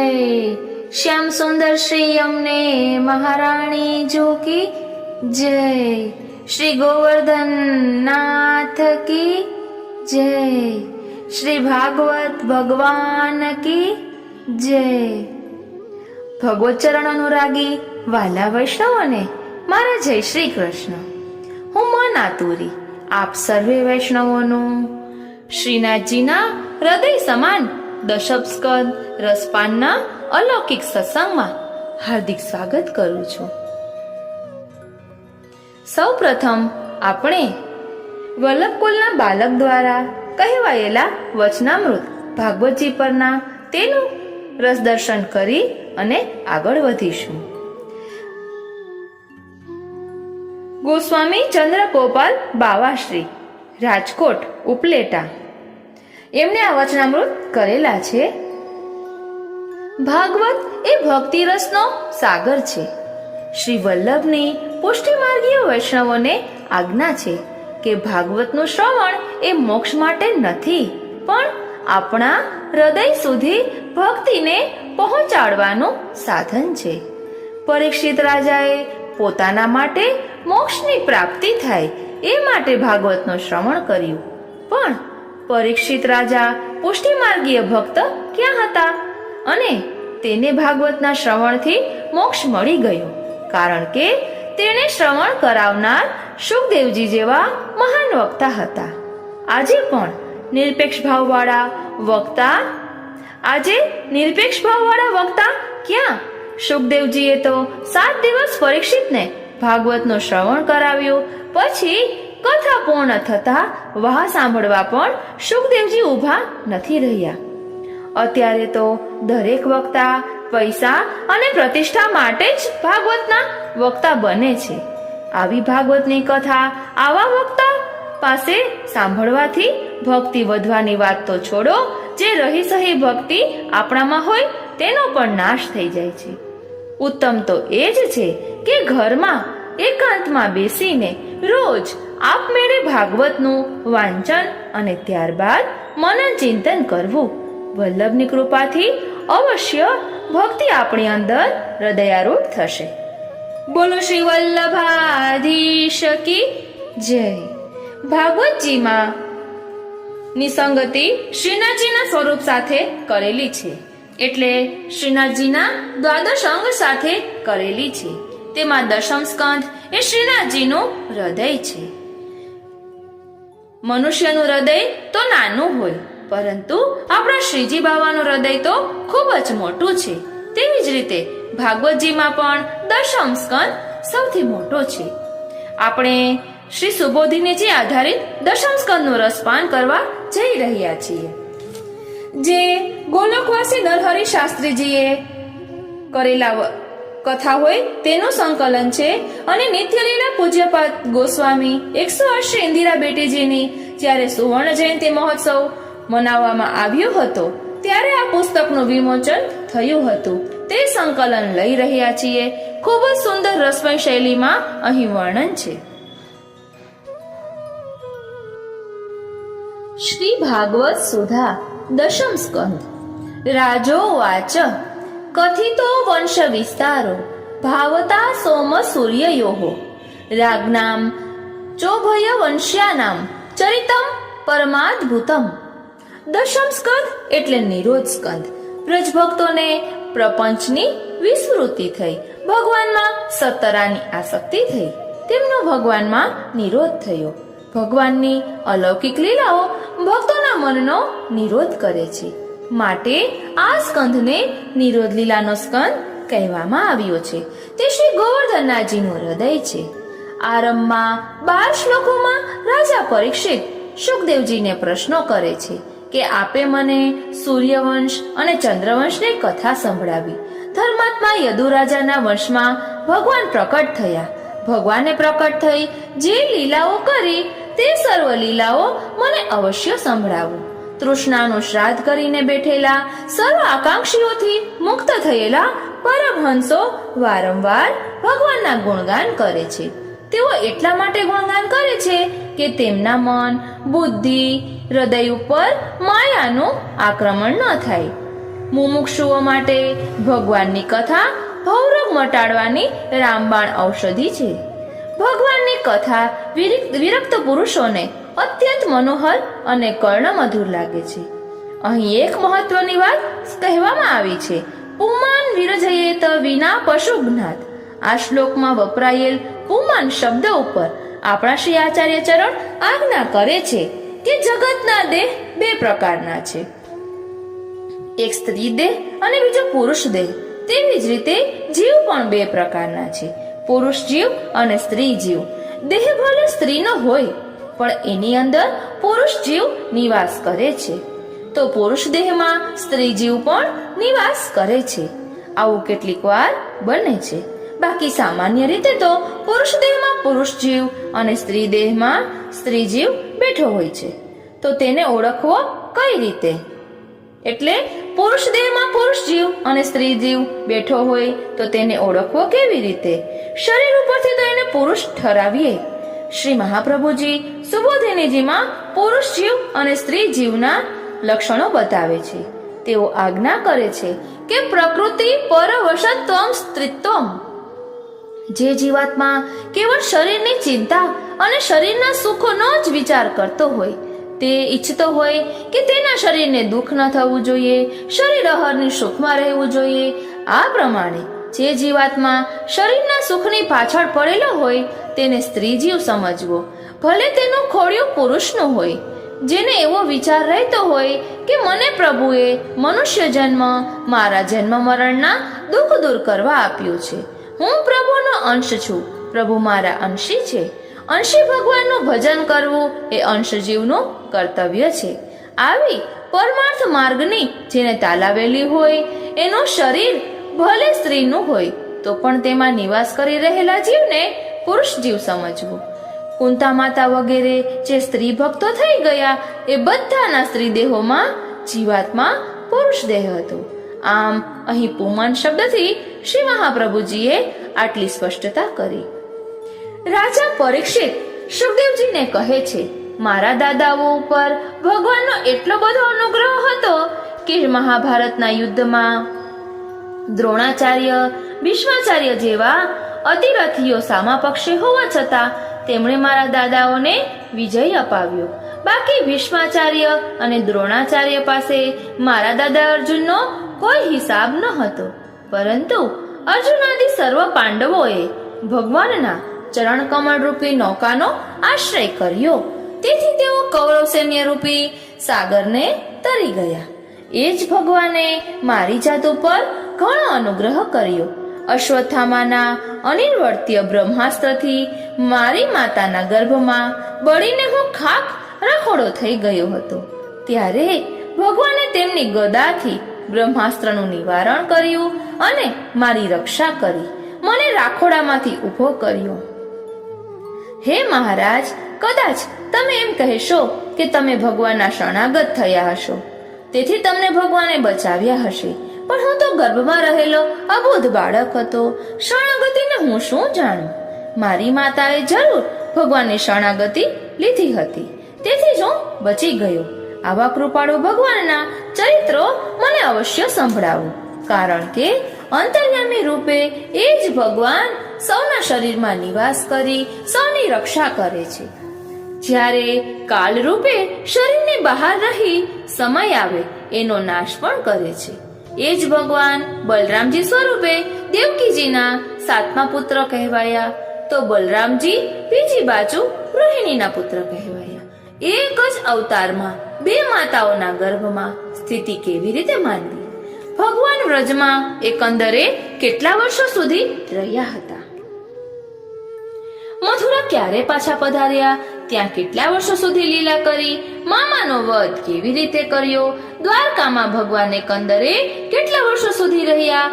ભગવાનના કેટલા લગ્ન થયા? આ સર્વ લીલાઓ મને કહો.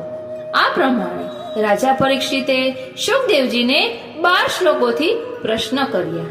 શુકદેવજી કહે છે, રાજન, આજે આપણી કથાનો 4થો દિવસ પૂરો થવા આવ્યો છે.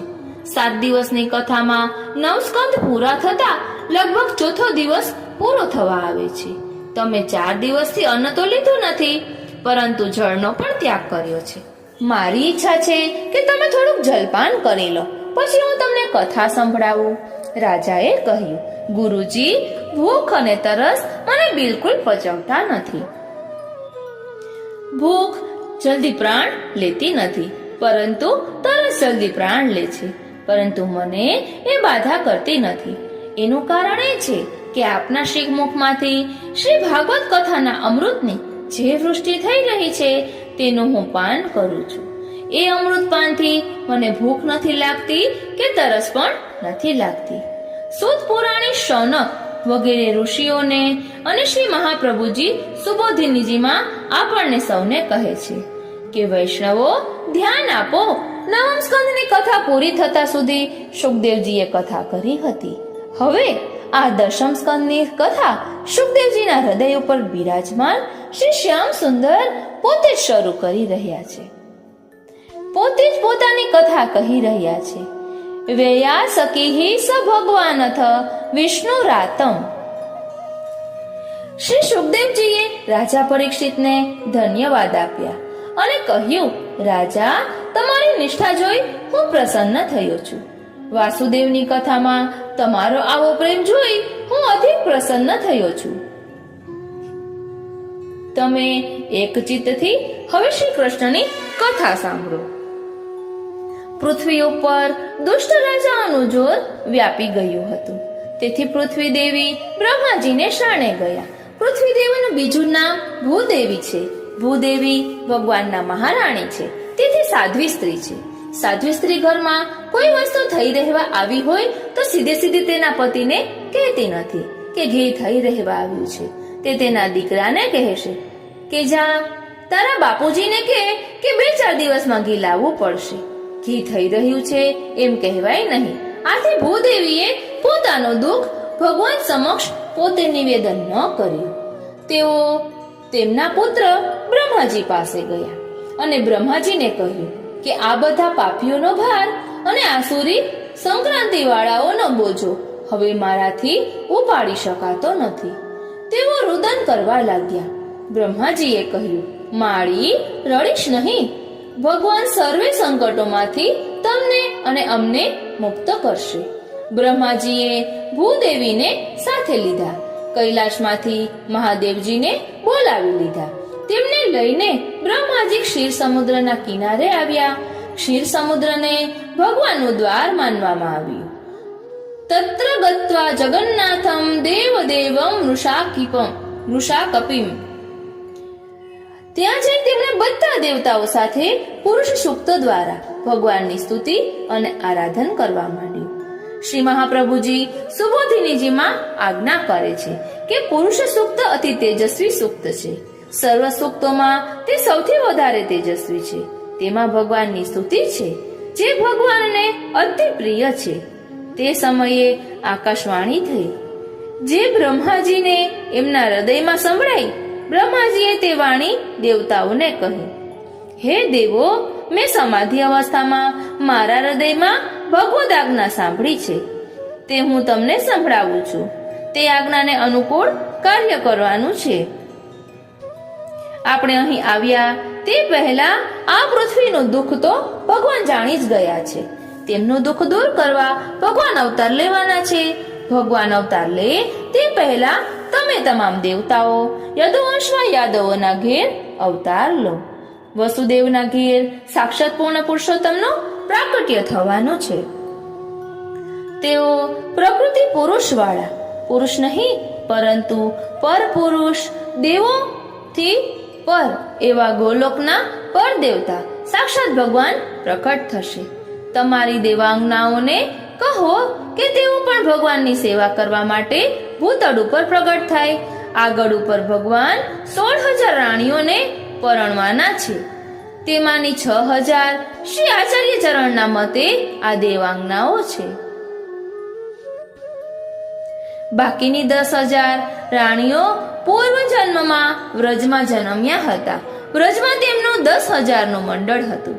ભગવાન જ્યારે વ્રજમાંથી મથુરા પધાર્યા ત્યારે વ્યસન દશાને પ્રાપ્ત થયેલા આ 10,000 વ્રજવાસીઓએ વિરહ અગ્નિમાં બળીને એમના દેહ છોડી દીધેલા. દેહ છોડવાની અમંગળ વાત સુખદેવજીએ કહી નથી. એ 10,000 વ્રજ સ્ત્રીઓ 10,000 રાજકુમારિકાઓ રૂપે ફરી જન્મ્યા. તેમનો દ્વારકા લીલામાં ભગવાને પત્નીઓ તરીકે સ્વીકાર કર્યો. આ વાત શ્રી મહાપ્રભુજીએ શ્રી સુબોધિનીજીમાં સમજાવી છે.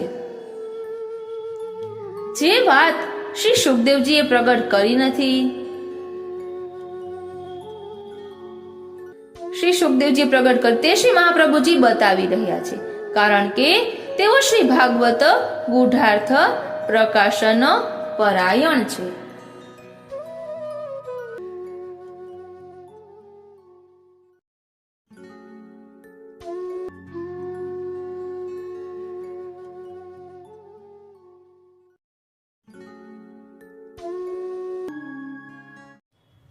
બોલો શ્રીનાથજી પ્યારે કી જય, શ્રી વલ્લભાધીશ કી જય, શ્યામ સુંદર શ્રી યમને મહારાણી કી જય, શ્રી ભાગવત ભગવાન કી જય. વાલા વૈષ્ણવો, જય શ્રી કૃષ્ણ. હું મના તોરી આપ સર્વે વૈષ્ણવોનું શ્રીનાથજીના હૃદય સમાન દશમ સ્કંદ રસપાનના અલૌકિક સત્સંગમાં હાર્દિક સ્વાગત કરું છું. ગયા પાઠમાં આપણે રસ દર્શન કર્યું કે કંસે રથમાં બેઠેલી દેવકીનો ચોટલો એક હાથેથી પકડ્યો જેથી તે ભાગી ન જાય અને તેનું માથું ઉડાવી દેવા તે તૈયાર થયો. પછી વસુદેવજીએ વિચાર કર્યો કે હું દેવકીનો પતિ છું, માટે મારે એને બચાવવાના બધા જ ઉપાય કરવા જોઈએ. એટલે સામદામ દંડ ભેદની નીતિ વાપરવી જોઈએ. હવે વસુદેવજીએ સામદામ દંડ ભેદની નીતિ કઈ રીતે વાપરી ત્યાંથી આજે આપણે રસ દર્શન કરવાના છીએ. શ્રીનાથજીના હૃદય સમાન દશમ સ્કંદ રસપાન ખૂબ જ સુંદર શૈલીમાં પાઠ બીજો શરૂ કરી રહ્યા છીએ. વસુદેવજીએ વિચાર કર્યો કે દેવકીને બચાવવા માટે મારે સામ દામ દંડ ભેદની નીતિ વાપરવી જોઈએ. કોઈ પણ પ્રકારે કંસને મનાવી લઈ દેવકીને બચાવવી જોઈએ. તેથી વસુદેવજી પહેલા કંસને સમજાવવા લાગ્યા, ભાઈ, મરવાનું તો દરેકને નક્કી છે. મૃત્યુ આજે આવે કે હજારો વર્ષો પછી આવે, પણ દરેકને મૃત્યુ આવશે જ, તેમાં કોઈ શંકા નથી. આ દેહ પડ્યા પછી બીજો દેહ પ્રાપ્ત થશે તે પણ ચોક્કસ છે. તને એક મુદ્દાની વાત બતાવું છું, તું સાવધાન થઈને સાંભળ. વસુદેવજી કહેવા લાગ્યા, માણસ જ્યારે ચાલવા લાગે છે ત્યારે આગલો પગ પૃથ્વી ઉપર સ્થિર થયા પછી જ પાછલો પગ ઉપાડે છે. તેમ આ જીવાત્મા આ શરીરનો ત્યાગ ત્યારે જ કરે છે જ્યારે તેને બીજો જન્મ મળવાનો હોય. અન્ય સ્થાનમાં જ્યાં ગર્ભધાન થયું હોય ત્યાં આ જીવાત્મા 5 મહિનાની અંદર પહોંચી પ્રવેશ કરે છે. જેમ ભાડુઆત બીજી જગ્યા રાખી ત્યાં કળશ મૂકી આવે, પછી આગલું મકાન ખાલી કરે, તેમ આપણે આ 3.5 હાથનું મકાન હાથ ત્યારે જ ખાલી કરીએ છીએ જ્યારે બીજી જગ્યાએ જન્મ મળવાનો હોય તે નક્કી થાય. એકદમ ખાલી કરતા નથી. સામાન્ય જીવો પાસે પુણ્ય પાપનો સ્ટોક અત્યંત ઓછો હોય છે. એટલે એક જગ્યાએ મર્યા પછી બીજી જગ્યાએ જન્મ લઈને પ્રકટ થવામાં વર્ષ દિવસ લાગે છે. જે અત્યંત પાપી છે તેમને આ કાયદો લાગુ પડતો નથી. તેમને મર્યા પછી એમના પાપોના દંડ ભોગવવા માટે યાતના દેહ આપવામાં આવે છે. કોઈ માણસ તો 100 ખૂન કરે તો તેના શરીરને આપણા દેશની સરકાર એક જ વખત ફાંસી ઉપર લટકાવશે. એ તેના ખૂનનું પ્રાયશ્ચિત કરાવ્યું કહેવાય. પરંતુ તેણે અગાઉ કરેલી 99 હત્યાઓનું પ્રાયશ્ચિત કરવા માટે તેને અંગૂઠાના કાયદાનો યાતના દેહ લેવો પડે છે. તેને યમદૂતો યમલોકમાં લઈ જઈ 99 વખત ફાંસીના માંચડે ચડાવે છે. ત્યારે મરણકાળનું દુઃખ તેને સહન કરવું પડે છે. તે મરતો નથી, પરંતુ જે સામાન્ય મનુષ્યો છે કે જેમણે કોઈ મોટું પુણ્ય નથી કર્યું કે પાપ પણ નથી કર્યું, તેમને વર્ષ દિવસની અંદર કોઈ જગ્યાએ જન્મ લઈને અવતરવાનું થાય છે. બીજે ક્યાં જન્મ લેવાનો છે તે નક્કી થયા પછી તે આત્મા આ શરીરનો ત્યાગ કરે છે. ધરતી ઉપર આગલો પગ સ્થિર થયા પછી તેનો પાછલો પગ ઉપડે છે. માટે તું પણ મૃત્યુનો ભય છોડી દે. દેવકીને મારવાનું પાપ ન કર. વસુદેવજીએ કંસને ઘણા દાખલા દલીલોથી સમજાવવાનો પ્રયત્ન કર્યો, પરંતુ કંસ 1 નંબરનો અસુર હતો. તેણે વસુદેવજીની કોઈ વાત કાને ન ધરી. ત્યારે વસુદેવજીએ વિચાર કર્યો કે સામનો ઉપાય નિષ્ફળ ગયો છે, હવે દામનો ઉપાય કરું. તેમણે કહ્યું, ભાઈ, દેવકીથી તારું મોત નથી, તારું મોત એના 8મા પુત્રથી છે. એટલે દેવકીને જેટલા બાળકો થશે એ બધાને તું મારજે, અમને વાંધો નથી. હું જાતે તે બાળકો તને સોંપીશ. પરંતુ આજે લગ્ન પ્રસંગમાં આનંદ મંગલના સમયે તું સ્ત્રી હત્યાનું કલંક શા માટે લે છે? તેમાં પણ દેવકી તો તારી નાની બેન છે. બ્રહ્મ હત્યા બરાબર એક સ્ત્રી હત્યા ગણાય છે. માટે તું દેવકીને મારવાનો દુષ્ટ વિચાર છોડી દે.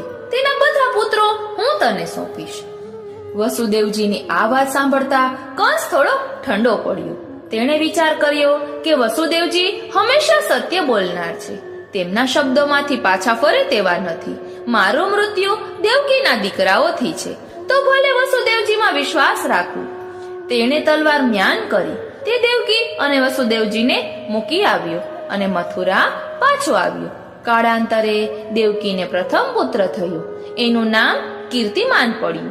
બધા એમ માને છે કે આ કીર્તિમાન 40 દિવસનો થતા તેને લાવીને વસુદેવજીએ કંસને સોંપ્યો. આપણા શ્રી મહાપ્રભુજી કહે છે, ના, એ કીર્તિમાન 5 વર્ષનો થયો ત્યારે વસુદેવજી તેને કંસને સોંપવા આવ્યા. દરમિયાનમાં તે 5 વર્ષમાં દર વર્ષે એક પ્રમાણે બીજા 4 પુત્ર અવતરી ચૂક્યા હતા. ત્યારે શ્રી મહાપ્રભુજીને પ્રશ્ન કરીએ કે 5 વર્ષના કીર્તિમાનને લઈને વસુદેવજી કંસ પાસે આવ્યા, તેનું પ્રમાણ શું? શ્રી મહાપ્રભુજી આજ્ઞા કરે છે કે કંસે તે વખતે એમ કહ્યું કે પ્રતિયાતુ કુમારોયમ. 5 વર્ષના બાળકને કુમાર કહેવામાં આવે છે. કીર્તિમાન 5 વર્ષનો હતો, તેથી તેને તેડીને વસુદેવજી લાવ્યા ન હતા, આંગળી પકડીને લાવ્યા હતા. માટે કંસ કહે છે કે તમે જેમ તેને આંગળી પકડીને ચલાવીને લાવ્યા તેમ તેને ચલાવીને પાછો લઈ જાઓ. સંસ્કૃતમાં યા શબ્દનો અર્થ છે ચાલતા જવું. કંસે કહ્યું, આ તો પહેલો પુત્ર છે, મારો દુશ્મન તમારો 8મો પુત્ર થવાનો છે, તેનાથી મારું મૃત્યુ થશે. માટે આ બાળકને મારવાથી મને કોઈ લાભ નથી. વસુદેવજીએ વિચાર કર્યો કે આ તો કંસ છે, એનો કદી ભરોસો ન થાય. આજે તે બાળકને પાછો લઈ જવાનો કહે છે, પણ કાલે મગજમાં જુદી ધૂન આવશે તો બાળકને બોલાવીને મારી નાખશે. ઘણા એમ કહે છે કે વસુદેવ દેવકી કારાગારમાં હતા, હાથ પગમાં બેડીઓ હતી, છતાં વર્ષે વર્ષે એક બાળક થયું. એ કેમ સંભવે? ઘણા યુવાન આવી શંકા કરે છે. શ્રી મહાપ્રભુજી શ્રી સુબોધિનીજીમાં આજ્ઞા કરે છે કે જ્યારે દેવકીને 7મી વાર ગર્ભ રહ્યો ત્યારે નારદ કંસ પાસે ગયા અને કહ્યું, આ યાદવો બધા દેવતાઓ છે, તારા શત્રુઓ છે તું માને છે કે 8મો ગર્ભ તને મારશે, પરંતુ દેવોનો ભરોસો ન કરાય. તેમના શબ્દો ગૂઢ હોય છે. તે અવળી ગણતરી કરશે તો પહેલો પુત્ર 8મો કહેવાશે. આવું કહીને નારદજીએ કંસનો બુદ્ધિભેદ કર્યો. તે વખતે દેવકીને 7મો ગર્ભ રહી ચૂક્યો હતો. ત્યાર પછી કંસે વસુદેવ દેવકીને કારાગૃહમાં રાખ્યા. 7મી વખત ગર્ભાધાન થયું ત્યાં સુધી તેઓ કારાગૃહમાં ન હતા, માટે તેમને અગાઉ 6 પુત્રો જન્મ્યા હતા.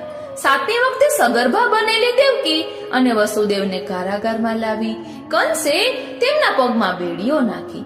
વસુદેવજીને એક બીજી પત્ની હતી, તેનું નામ રોહિણી હતું. વસુદેવજી કારાગૃહમાં જવા નીકળ્યા ત્યારે તેમણે રોહિણીને ગોકુળમાં તેમના મિત્ર નંદબાવાના ઘેર રવાના કરી હતી.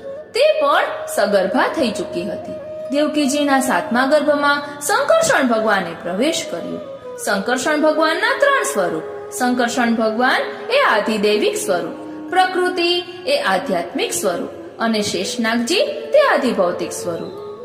તેમનું આ આધિભૌતિક શરીર અને આધિદૈવિક જીવાત્મા એક થાય ત્યારે પ્રાકટ્ય થાય.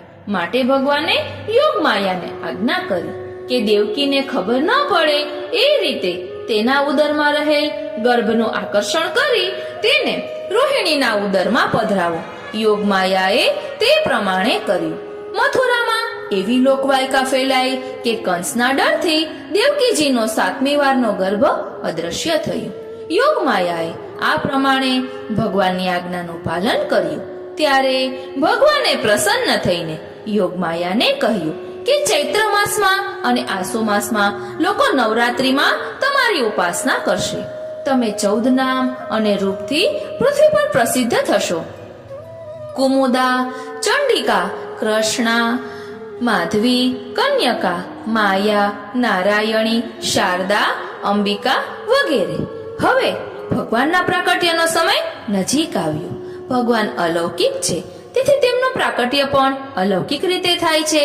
ભગવાન અયોની છે, કોઈ પણ યોની દ્વારા પ્રકટ થતા નથી, માટે ભગવાનનો સંબંધ અયોની સંબંધ છે.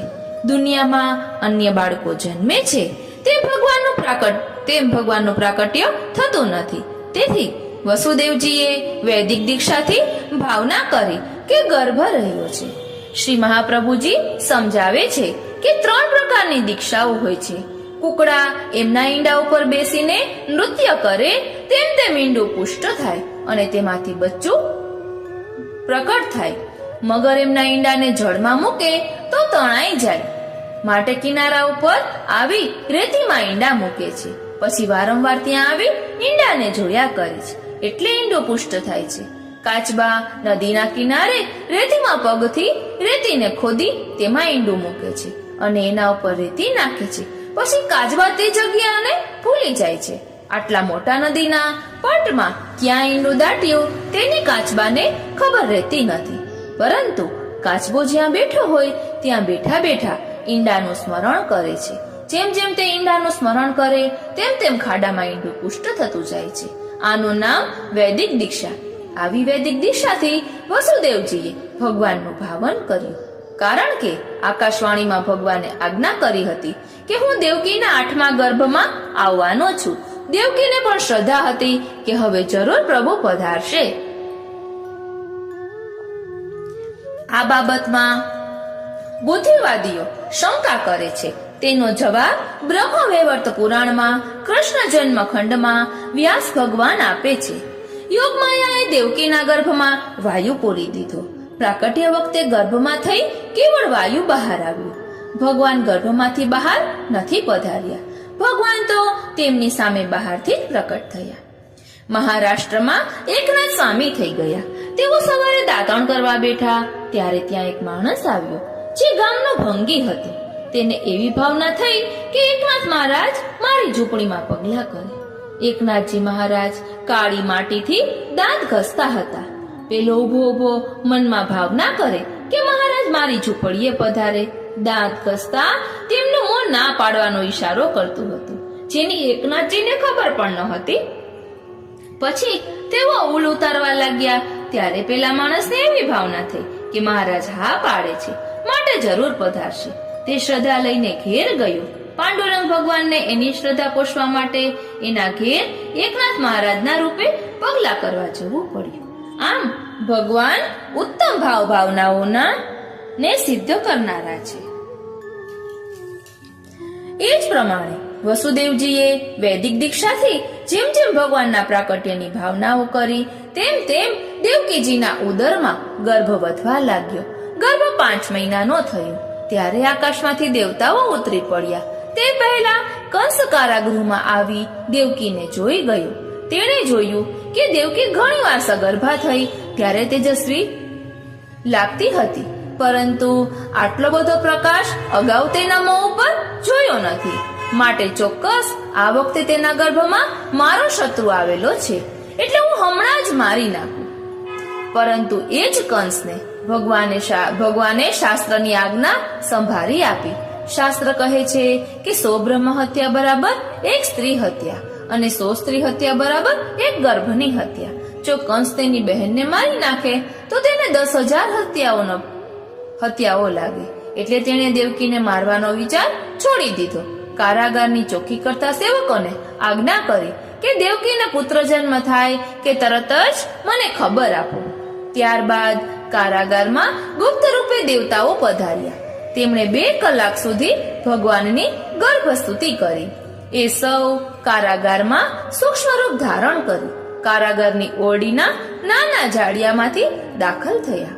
અંદર દાખલ થયા પછી પોતપોતાના મૂળ સ્વરૂપો પ્રકટ કરી તેમણે ભગવાનની સ્તુતિ કરી.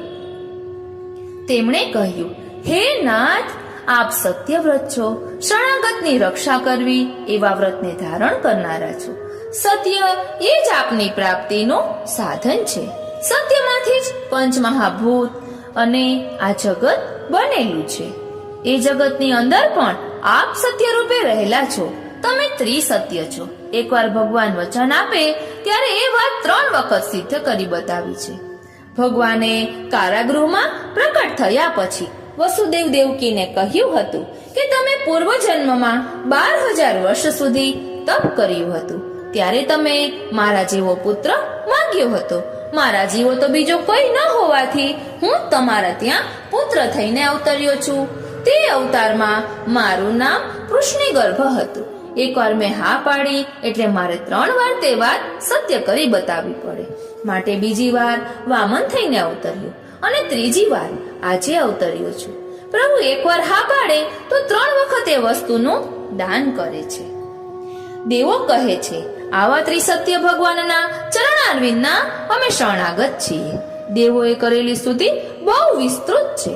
તેઓ કહે છે કે હે ભગવાન, આચાર્ય રૂપે આપે પ્રકટ થઈ અનેકોનો ઉદ્ધાર કર્યો. સમુદ્ર રૂપી નૌકાઓને પાછળ મૂકતા ગયા.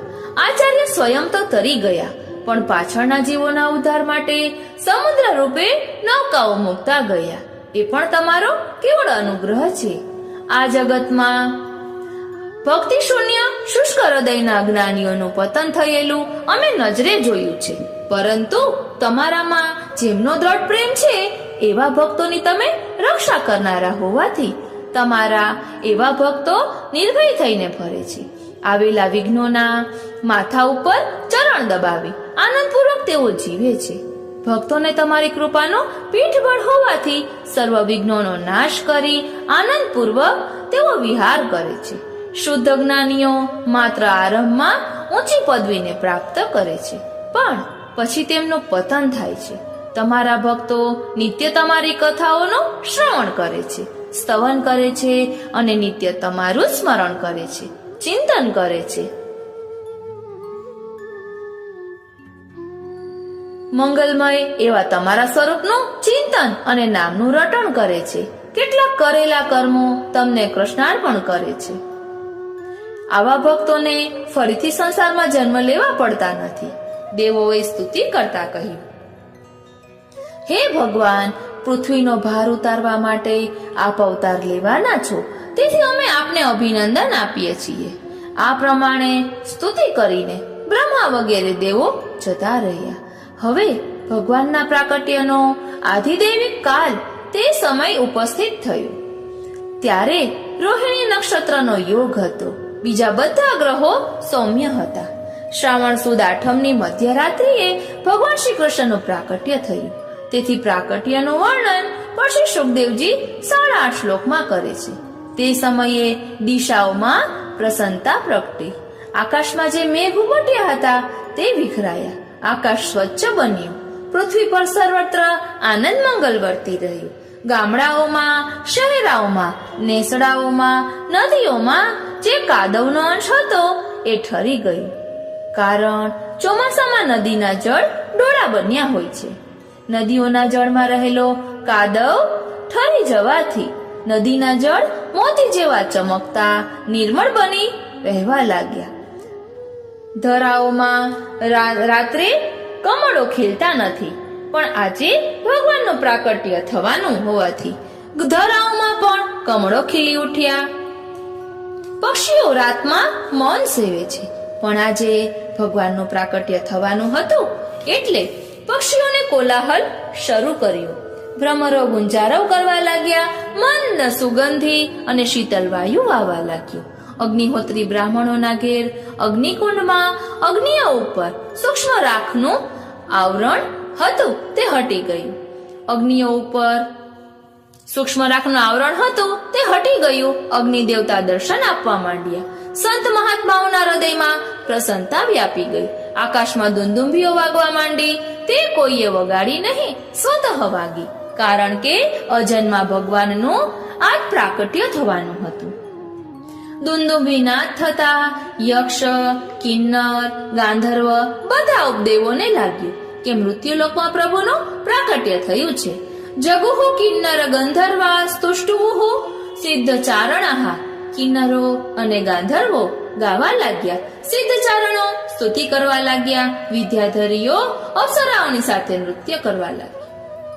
દેવતાઓએ નંદનવનના ફૂલોની પ્રસન્ન ચિત્તથી વૃષ્ટિ કરવા માંડી. મેઘદેવ સમુદ્રની પેલે પાર જઈ મંદ મંદ ગર્જના કરવા લાગ્યા. મધ્યરાત્રિનો સમય હતો. એ સમયમાં દુનિયા ગાઢ નિદ્રામાં મગ્ન હોય છે. પૂનમના દિવસે પૂર્વ દિશામાં જેમ પૂર્ણચંદ્રનો ઉદય થાય તેમ શ્રાવણ વદ આઠમની મધ્યરાત્રે માતા દેવકી આગળ ચતુર્ભુજ રૂપે ભગવાન શ્રી કૃષ્ણ પ્રકટ થયા. બોલો શ્રી કૃષ્ણચંદ્ર દેવ કી જય. શ્રી સુખદેવજી મહારાજ ભગવાનના અલૌકિક સ્વરૂપનું વર્ણન આ પ્રમાણે કરે છે. તમદ્ભૂતમ બાલકમ ભુજેક્ષણમ ચતુર્ભુજમ શંખ ગદાયુધાયુધમ શ્રી વત્સ લક્ષ્મમ ગલશોભી કૌસ્તુભમ પીતાંબરમ સાંદ્ર પયોદ સૌભગમ. ફરી એકવાર. તમદ્ભૂતમ બાલકમ અંબુજેક્ષણમ ચતુર્ભુજમ શંખ ગદાયુધાયુધમ શ્રી વત્સ લક્ષ્મમ ગલશોભી કૌસ્તુભમ પીતાંબરમ સાંદ્ર પયોદ સૌભગમ. શ્રી મહાપ્રભુજીએ બાલક શબ્દના 2 અર્થ બતાવ્યા. જેમના રોમ રોમ ઉપર બ્રહ્માંડ વિલસી રહ્યા છે તે બાલક. ક એટલે બ્રહ્મદેવ. બ્રહ્મદેવ જેમના બાલ છે એવા બ્રહ્મદેવના પિતા એટલે બાલક. આવા ભગવાનના કમલપત્ર જેવા વિશાળ નેત્રો છે. તેમને ચતુર્ભુજમાં શંખ, ચક્ર, ગદા, પદ્મ 4 આયુધો ધારણ કર્યા હતા. હૃદય પર શ્રી વત્સ લાંછનનું ચિહ્ન હતું. કંઠમાં કૌસ્તુભ મણિ હતું. કટી ઉપર પીતાંબર હતું. મેઘ જેવા શ્યામ હતા. કિરીટમાં વૈદુર્ય મણિ ચડેલા હતા. કાનમાં મકરાકૃતિ કુંડલ હતા. મસ્તક પરના કેશ સુવાળા, ગુંગરાળા અને ભરાવદાર હતા. રત્ન જડિત એવો કંદોરો ધારણ કર્યો હતો. હાથમાં અને બાહુમાં આભૂષણો હતા.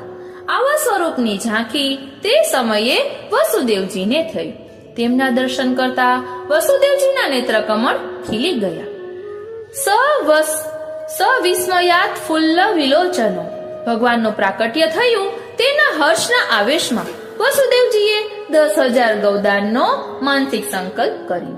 તેમણે પ્રણામ કરીને ભગવાનને કહ્યું કે નાથ, મેં આપને ઓળખી લીધા. પ્રકૃતિથી પર એવા આપ સાક્ષાત પ્રભુ છો. એટલું જ નહીં પણ ચિત્તઘન, જ્ઞાનઘન, આનંદઘન એવા આપ જ છો. આપે આપની આ પ્રકૃતિની શક્તિથી સૃષ્ટિની ઉત્પત્તિ કરી છે. આમ સ્તુતિ કરીને વસુદેવજીએ વિનંતી કરી કે અમને કંસનો ડર છે, માટે આપ બાળક થાવ. તમારું અવ્યક્ત એવું જે અક્ષર બ્રહ્મ સ્વરૂપ છે, જે જ્યોતિ રૂપ છે, અને આપ દીપક રૂપ છો. સૂર્ય સાકાર છે પણ એની પ્રભા નિરાકાર છે. તેમાં આપનું આધ્યાત્મિક સ્વરૂપ અક્ષર બ્રહ્મ નિરાકાર છે. જ્યારે પ્રલય થાય છે ત્યારે આખી સૃષ્ટિ અવ્યક્ત પ્રકૃતિમાં લય પામે છે. એવા આપને અમે વંદન કરીએ છીએ. ત્યારબાદ દેવકી માતાએ સ્તુતિ કરી કે આ મનુષ્ય કાલના ભયથી ત્રસ્ત થઈ તેના બચાવ માટે 10 દિશાઓમાં દોડે છે, પણ કાલ તેનો કેડો મુકતો નથી. જો તેના પર ભગવત કૃપા થાય તો તમારા ચરણારવિંદને પ્રાપ્ત કરે છે. ત્વત્પાદાબ્જમ પ્રાપ્ય યદચ્છ યાધ્ય. અહીં ચરણારવિંદ શબ્દ એક વચનમાં છે. ભગવાનના ચરણ 3 પ્રકારના છે: આધિદૈવિક, આધ્યાત્મિક અને આધિભૌતિક. આ 3 પ્રકારના થઈને કુલ 6 ચરણોમાંથી એકાદ ચરણનો પણ આશ્રય થાય તો આ જીવ કાલથી બચે છે. એમ સૂચવવા ચરણારવિંદ શબ્દ એક વચનમાં છે. અવતાર કાળમાં ભગવાનના સ્વરૂપમાં જે ચરણારવિંદ છે તે આધિદૈવિક છે. જ્ઞાન માર્ગ અને ભક્તિ માર્ગ તે ભગવાનના 2 આધ્યાત્મિક ચરણારવિંદ છે. તેમાંથી જીવ એકનો પણ આશ્રય લે તો કાલ તેનો કેડો મૂકીને ચાલ્યો જાય છે. સત્સંગ અને શ્રી ભાગવત ભગવાનના આધિભૌતિક ચરણારવિંદ છે. જો જીવ શ્રી ભાગવતનો આશ્રય કરે અથવા ભગવદીઓનો સંગ કરે તો તેનાથી પણ તે નિર્ભય બને છે. દુનિયામાં ઘણા માણસો એવા છે કે જે માંસથી ભરેલા શરીરને જ પોતાનો આત્મા માને છે. આવા દેહાધ્યાસ વાળા લોકોને તમે આ જગતમાં તમારા અપ્રાકૃત દિવ્ય રૂપના દર્શન ન કરાવો, પરંતુ કંસને ખબર પડશે કે તરત જ તે દોડતો આવશે. માટે આપ આપનું ચતુર્ભુજ સ્વરૂપ અંતર્ધ્યાન કરી બાળક બની મારી ગોદમાં બિરાજો. દેવકીજીની આ વિનંતી સાંભળી ભગવાને કહ્યું, હું તમારી સામે આ ચતુર્ભુજ સ્વરૂપે પ્રકટ થયો છું. એનું કારણ છે તમારો અને મારો અનેક જન્મનો સંબંધ છે. એનું તમને ભાન કરાવવા પ્રકટ થયો છું. પૂર્વજન્મમાં વસુદેવ બાવા સુતપા નામના પ્રજાપતિ હતા અને દેવકીમાં એમના ધર્મપત્ની પ્રશ્ની હતા. દેવતાઓના 12,000 વર્ષ સુધી સૂકા પાંદડાનું ભક્ષણ કરીને તમે બંનેએ કઠોર તપ કર્યું હતું. તે વખતે હું ભગવાન મહાવિષ્ણુ રૂપે તમારી સામે પ્રકટ થયો હતો. પ્રાદુરાસમ વરદ્રાઢવ યુવયોહો કામદિત સયા. આજે પણ ભગવાન મહાવિષ્ણુ કાંચીમાં વરદરાજ સ્વામીના નામે બિરાજે છે. તમારી કામના પૂરી કરવા હું પ્રકટ થયું, તેથી જગતમાં મારું નામ વરદરાજ પ્રસિદ્ધ થયું. તે સમયે તમે મારા જેવો પુત્ર માગ્યો. હવે મારા જેવો પુત્ર તો આખા બ્રહ્માંડમાં હું એક જ છું. શ્રી ગુસાઈજી આજ્ઞા કરે છે કે ઈશ્વર સર્વ કરતા સમર્થ છે, પણ એક બાબતમાં તે લાચાર છે. તેઓ બધું નિર્માણ કરી શકે, પણ પોતાના જેવો બીજો પુત્ર નિર્માણ કરી શકતા નથી. ભગવાને આજ્ઞા કરી કે મારા જેવો બીજો પુત્ર હું આપી શકું તેમ ન હોવાથી મારે તમારા ઘેર પુત્ર થઈને અવતરવું પડ્યું. હું જ્યારે એકવાર વરદાન આપું ત્યારે તે માગેલી વસ્તુ 3 વખત આપું છું. તેથી મારો સ્વભાવ ત્રિસત્યમ છે. એ અવતારમાં હું તમારા ત્યાં વૃષ્ણિગર્ભ નામનો પુત્ર થઈને અવતર્યો. પછી બીજા જન્મે તમે કશ્યપ અદિતિ થયા, ત્યારે હું વામન રૂપ ધરીને પ્રકટ થયો. આજે ત્રીજી વખત તમારા સન્મુખ પ્રકટ થયો છું. છતાં તમે કંસથી ડરતા છો તો મને ગોકુળ પધરાવો. ત્યાં મારી યોગ માયાનું કન્યા સ્વરૂપે પ્રાકટ્ય થયું છે, તેને અહીં પધરાવી લાવો. અહીં આપણને પ્રશ્ન થશે કે પૂર્ણ પુરુષોત્તમનું પ્રાકટ્ય ગોકુલમાં કે મથુરામાં? તો એનો જવાબ છે કે બંને ઠેકાણે પૂર્ણ પુરુષોત્તમનો જ પ્રાકટ્ય થયું છે. એમ સમજવું, ભગવાન રસરૂપ છે, શૃંગારસનો અલૌકિક સ્વરૂપ છે. શૃંગારસના 2 દલ, સંયોગ અને વિયોગ. તે પૈકી સંયોગ દલાત્મક સ્વરૂપ મથુરામાં વસુદેવ દેવકી આગળ પ્રગટ થયું.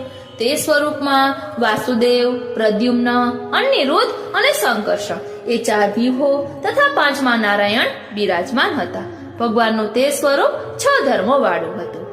ભગવાનનું પ્રાકટ્ય થતાની સાથે તે સ્થાનમાંથી ભગવાને માયાને હટાવી લીધી.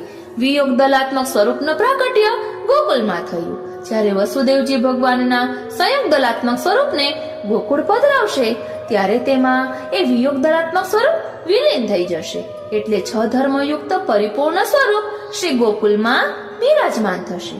ભગવાનનું પ્રાકટ્ય થતાની સાથે વસુદેવ દેવકીના પગમાં જે બેડીઓ હતી તે અલગ થઈ ગઈ. કારાગૃહના દ્વાર ખુલ્લા થયા. રક્ષકો ગાઢ નિદ્રામાં વિલીન થયા. વસુદેવજીએ એક સુંદર સુપડું લઈ તેમાં પ્રભુને પધરાવ્યા. તે સુપડું માથા ઉપર મૂકી વસુદેવજી કારાગૃહમાંથી બહાર આવ્યા. ત્યારે મંદ મંદ ઝરમર વરસાદની વૃષ્ટિ થવા લાગી. પ્રભુના સ્વરૂપ ઉપર જલ બિંદુઓ ના પડે માટે શેષનાગ ભગવાને પોતાની 1000 ફણાની છત્રીથી છાયા કરી. વસુદેવજીને શેષ ભગવાન દેખાયા નહીં, કારણ કે તેમની પાછળ પાછળ ચાલતા હતા. વસુદેવજી શ્રી યમુના કિનારે આવ્યા. શ્રી યમુના મહારાણીજી પ્રાણપતિના દર્શન કરવા તે સમયે અંતર્ધ્યાન થઈ ગયા. તેમનામાં અષ્ટ સાત્વિક ભાવ પ્રકટ થયો. યમુના જળ બરફ જેવું બની ગયું, અર્થાત વહેતું અટકી ગયું. દુટીપુર જલમાં વસુદેવજી મથુરાના કિનારેથી પ્રવેશ્યા અને વ્રજના કિનારે ગયા. પછી ત્યાં ગોકુલમાં નંદગૃહમાં પ્રવેશ કર્યો. તે સમયે યશોદાજીને ત્યાં ભગવાનનું પ્રાકટ્ય થયું હતું. તેમાં આ મથુરામાં પ્રગટેલું ચતુર્ભુજ સ્વરૂપ વિલીન થઈ ગયું. યોગમાયા પુત્રી રૂપે અવતરી હતી. એમને લઈને વસુદેવજી પાછા કારાગૃહમાં આવ્યા. આવતાની સાથે જ અલગ થઈ ગયેલી બેડીઓ આપોઆપ એમના પગમાં દાખલ થઈ. બીજી બાજુ યોગમાયા રુદન કરવા લાગી. કારાગારના રક્ષકો જાગી ગયા. સૌ કંસને ખબર આપવા દોડ્યા. કંસને ભયને કારણે રાત્રે ઊંઘ આવી જ ન હતી. તે પડખે તલવાર લઈને સૂતો હતો. માથાના વાળ વિખરાયેલા હતા. એવા જ વેશમાં તે દોડ્યો. મશાલચીની રાહ જોવા પણ તે ઊભો રહ્યો નહીં. તે વસુદેવ દેવકીની સામે આવીને ઊભો રહ્યો. બંનેને કંસ કાલનું મૂર્તિમાન સ્વરૂપ લાગ્યું. દેવકી માતાએ બાળકીને હૃદય સાથે દબાવી. તેમને દીન થઈ લાગણી ભર્યા સર્વે કહ્યું, કંસ, મારી આ એક દીકરી બચી છે. હું તેને તારા પુત્ર સાથે પરણાવીશ. આપણે ભાઈ બહેન વેવાય વેવાણ થઈશું. તું આ બાળકીનો વધ ન કર. મારા ઘણા બાળકોને તે નષ્ટ કર્યા છે. હવે તું આ એક પુત્રીનું મને દાન કર. દેવકીજીએ કંસને સીધે સીધી બાળકી ન સોંપી. દેવકીજીએ છાતી સાથે દબાવેલી બાળકીના 2 પગ લટકતા હતા. તે કંસે એક મુઠ્ઠીમાં પકડી લીધા. શ્રીનાથજી બાળકીને ખેંચી પોતાના હાથમાં લીધી. કારાગૃહની બહાર એક લાંબી શીડા પડી હતી. તેના ઉપર ધોબી કપડું પછાડે તેમ પછાડવા ગયો. શ્રીનાથજી બાળકી ભગવતી યોગમાયાનું રૂપ લઈ એના હાથમાંથી છટકી ગઈ. યોગમાયાએ કંસના માથા ઉપર લાત મારી. અંતરિક્ષમાં અષ્ટભુજા ભદ્રકાલીનું સ્વરૂપ ધારણ કરી કંસને દર્શન આપ્યા. સિદ્ધો, વિદ્યાધરો, ગંધર્વો જુદા જુદા પ્રકારની ભેટ લઈ ભગવતીની સેવામાં ઉપસ્થિત થયા. ભગવતી યોગમાયાએ 8 ભુજામાં ધનુષ્ય, બાણ, ત્રિશૂળ, ઢાલ, તલવાર, ખડગ, શંખ, ચક્ર, ગદા એમ 8 આયુધો ધારણ કર્યા હતા. ભગવતીએ આકાશમાંથી ગર્જના કરી, કિમ્મમ મયા હતયા મંદ જાતઃ ખલુ તવાંત કૃત.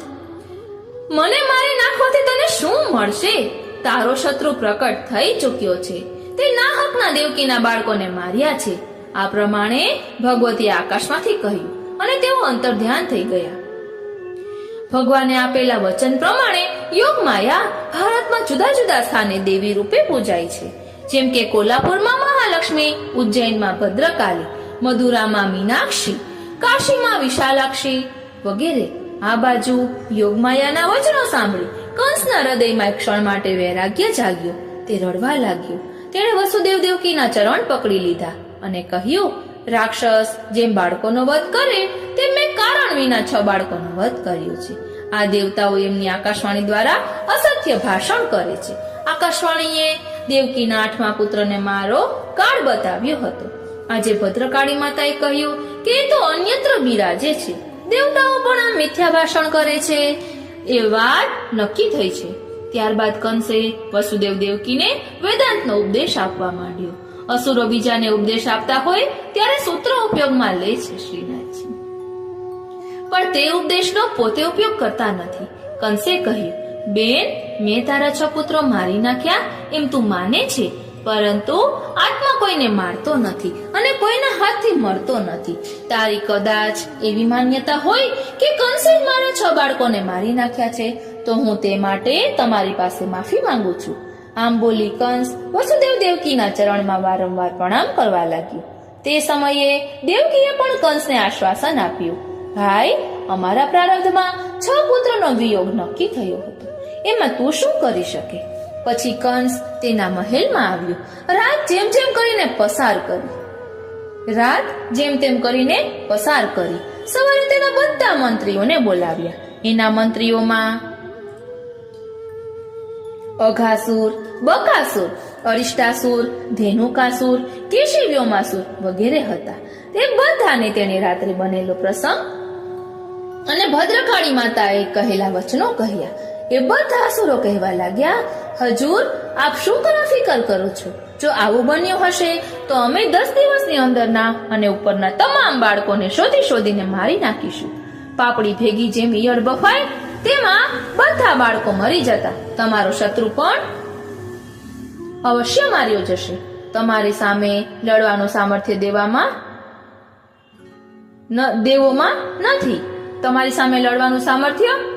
નથી. તમારા ધનુષ્યનો ટંકાર સાંભળીને દેવો ભયના માર્યા પલાયમાન કરે છે. તે વખતે એમના વસ્ત્રોનું ભાન પણ રહેતું નથી. તેમના કચ્છ છૂટી જાય છે, ચોટલાના બાંધેલા વાળ છૂટી જાય છે. તે દેવતાઓ બીકણ છે. તમારી સાથે લડવાની તેમની હિંમત ચાલતી નથી. જગતમાં 3 દેવતાઓ શ્રેષ્ઠ ગણ્યા છે, બ્રહ્મા, વિષ્ણુ અને મહેશ. તેમાં બ્રહ્મા તો બ્રાહ્મણ છે, શંકર સ્મશાનમાં નિવાસ કરનારા છે. એ બેનો ખાસ ડર રાખવા જેવો નથી. એક પેલો વિષ્ણુ કટપટીયો છે, એનો નાશ કરવા માટે અમે એક ઉપાય શોધી કાઢ્યો છે શ્રીનાથજી. આ બ્રાહ્મણો યજ્ઞ કરી તેમાં આહુતિ આપી વિષ્ણુને પુષ્ટ કરે છે. તમે હુકમ કરો એટલે યજ્ઞ કરનાર અને કરાવનાર બ્રાહ્મણોની કત્લેઆમ કરીએ. યજ્ઞમાં ઘી પૂરું પાડનાર ગાયોનો વધ કરીએ. યજ્ઞ મંડપો બાળી નાખીએ. વિષ્ણુને યજ્ઞમાં જે ખોરાક મળે છે તે મળતો બંધ કરી દઈએ. પછી દિવસે તે કંટાળી અદ્રશ્ય થઈ જશે. કંસના આસુરી સલાહકારોએ આવું બધું કંસને કહ્યું. તે સાંભળી કંસે કહ્યું, તમે બધા બહુ ચતુર છો. તમે જે વિચાર રજૂ કર્યો છે તે યોગ્ય છે. 10 દિવસની અંદરના અને ઉપરના બધા બાળકોને મારી નાખો. યજ્ઞ મંડપો બાળી દો. યજ્ઞ કરાવનાર બ્રાહ્મણોનો વધ કરો. કંસના મંત્રીઓ બધા ગુંડાઓ હતા. તેમને આવા અત્યાચારો અતિ પ્રિય હતા. રાજાની આજ્ઞા મળી એટલે તેમને છૂટો દોર મળ્યો. સુખદેવજી કહે છે, રાજા, આ પ્રમાણે જ્યારે દુર્જનો મહાપુરુષો ઉપર આક્રમણ કરવા તૈયાર થયા ત્યારે એ દુર્જનોનું આયુષ્ય, યજ્ઞ, યશ, લક્ષ્મી અને જે કંઈ ધર્મ તેમનામાં હતો તે બધા નષ્ટ થયા. આ પ્રમાણે અહીં દશમ સ્કંદના પહેલા 4 અધ્યાયોનું જન્મ પ્રકરણ પૂરું થયું. હવે બીજા 28 અધ્યાયોનું તામસ પ્રકરણ શરૂ થાય છે. તેમાં 7 અધ્યાયોના પ્રમાણ, પ્રમેય, સાધન અને ફળ એવા 4 પેટા પ્રકરણો છે. તે પૈકી હવે તામસ પ્રકરણ શરૂ થાય છે. આ પ્રકરણને તામસ પ્રકરણ કેમ કહ્યું તે પણ સમજી લઈએ. તામસ એટલે આગ્રહી. ભગવાનના ચરણારવિંદમાં જેમની અતિ આસક્તિ હોય, ભગવાનના ચરણારવિંદ પકડી રાખવાનો જેમનો એક જ આગ્રહ હોય, ભગવાનના સ્વરૂપમાં જેમની એવી દ્રઢ આસક્તિ થઈ ગઈ હોય કે તેઓ બીજા કોઈના ઉપદેશને સાંભળીને તેમના વિચારો ફેરવે નહીં, એવા લક્ષણવાળા ભક્તો તામસ ભક્તો કહેવાય. વસ્તુતઃ કહીએ તો આ પ્રકરણ ગુણાતીત નિર્ગુણ ભક્તોનું છે. તેને તામસ પ્રકરણ કહ્યું છે. તેના પ્રથમ અધ્યાયમાં નંદ મહોત્સવનું વર્ણન છે. નંદ બાવાના એક બહેન હતા, તેમનું નામ નંદાજી. તેમને વહેલા નંદ બાવા પાસે જઈને કહ્યું, ભાઈ, તમારા ત્યાં લાલનનું પ્રાકટ્ય થયું છે. નંદ બાવાની ઉંમર 88 વર્ષની હતી. યશોદાજી 84 વર્ષના હતા.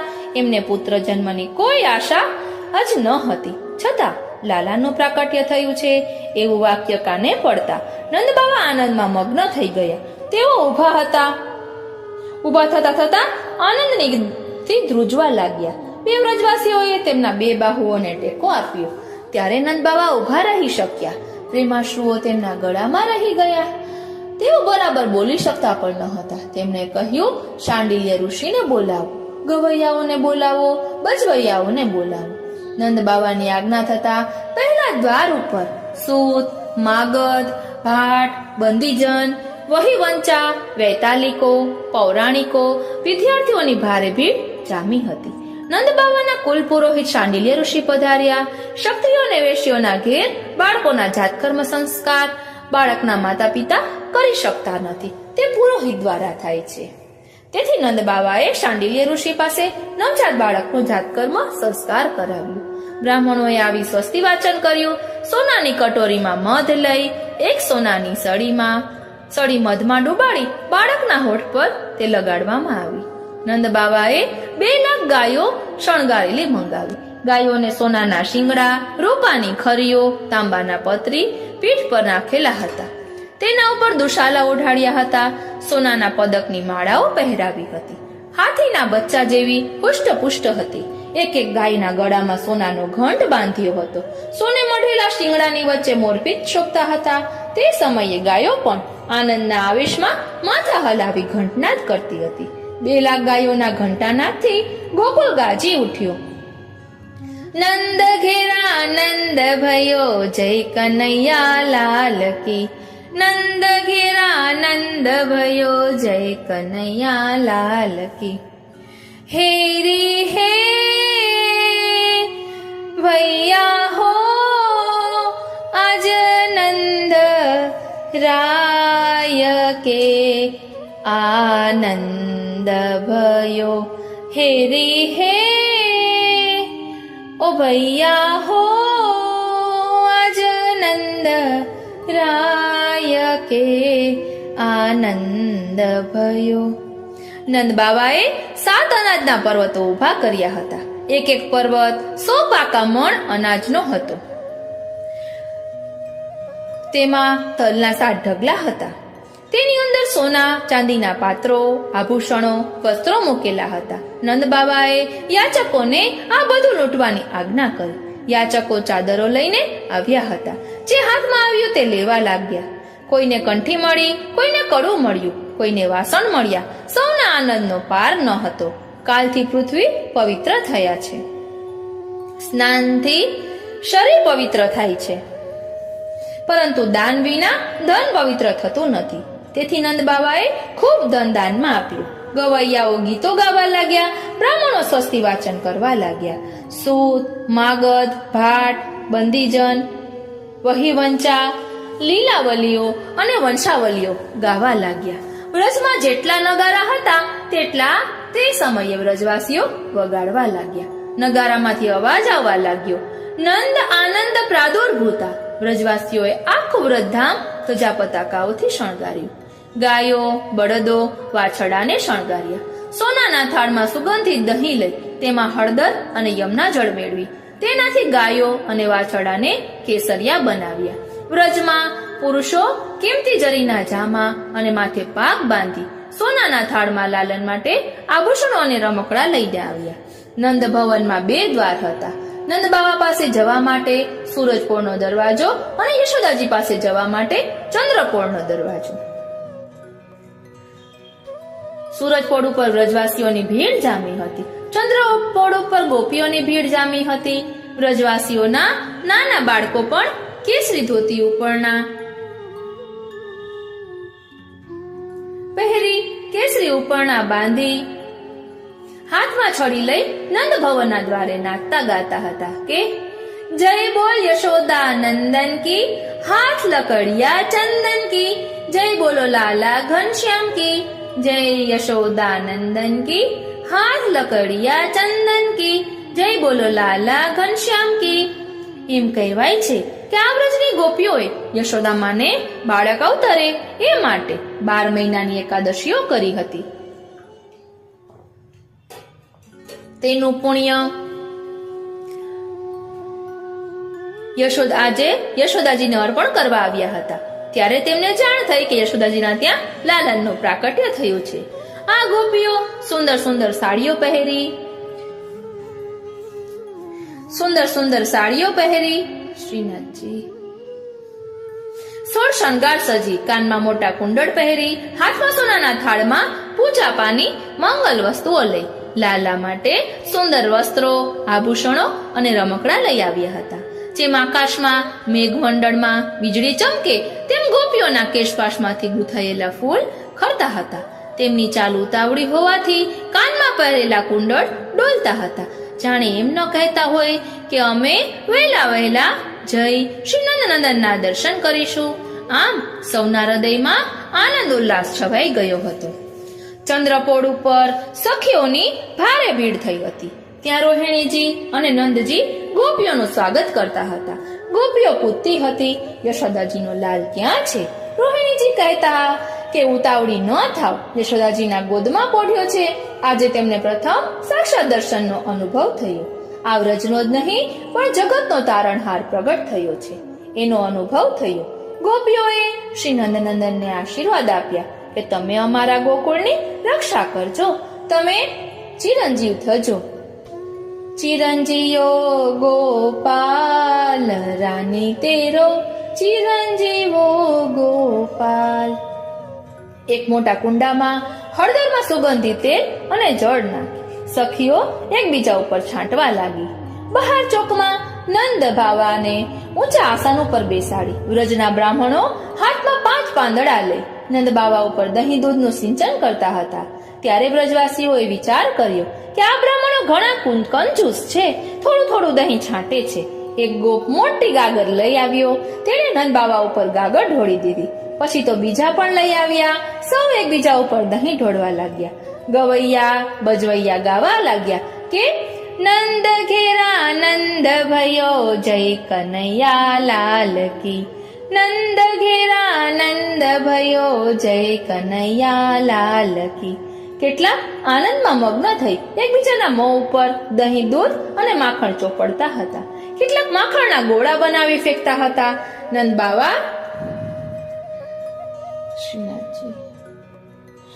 બાવા અતિ ઉદાર હતા. એમણે બધાને વસ્ત્રાભૂષણોની ભેટ આપી. સૂત, માગધ, બંદીજનો, પૌરાણિકો, વિદ્યાર્થીઓ વગેરે સૌને વસ્ત્રાભૂષણ આપી નંદ બાવાએ સંતુષ્ટ કર્યા. બ્રાહ્મણોને ગૌદાન કર્યું.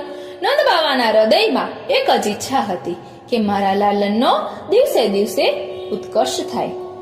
ત્યાર પછી નંદ બાવાએ રોહિણી માતાનું પૂજન કર્યું.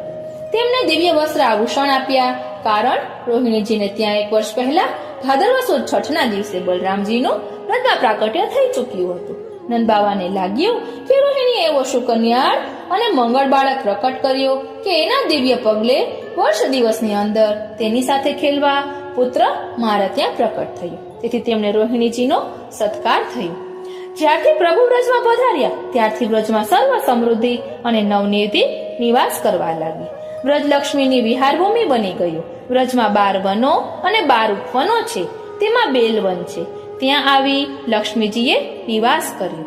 આજે પણ બેલવનમાં શ્રી ગુસાઈજીની બેઠકની બાજુમાં લક્ષ્મીજીનું મંદિર છે. બિલ્વ વૃક્ષમાં લક્ષ્મીજીનો નિત્ય નિવાસ મનાય છે. તેથી બેલવનમાં બિલ્વ વૃક્ષો ઘણા છે. બીજી બાજુ નંદ બાવા વ્રજવાસીઓને વ્રજની રક્ષાનું કામ સોંપી પોતે મથુરા પધાર્યા. કંસને વાર્ષિક ખંડણી આપવા જાઉં છું એવું બહારથી નિમિત્ત બતાવ્યું, પરંતુ ખરેખર તો લાલન માટે સુંદર વસ્ત્રો આભૂષણો ખરીદવા તેઓ અંદર ખાને ઈચ્છતા હતા. તેથી મથુરામાં પધાર્યા. કંસના દરબારમાં પૈસા ભરવાનું કામ ઝટપટ પતાવ્યું. જ્યારે વ્રજવાસીઓ ગાડા લઈ મથુરામાં આવતા હતા ત્યારે મથુરા નગરીની બહાર મોટા ચોગાનમાં 2-3 ઓરડાઓ હતા અને વટવૃક્ષની છાયા હતી. ત્યાં મુકામ કરતા.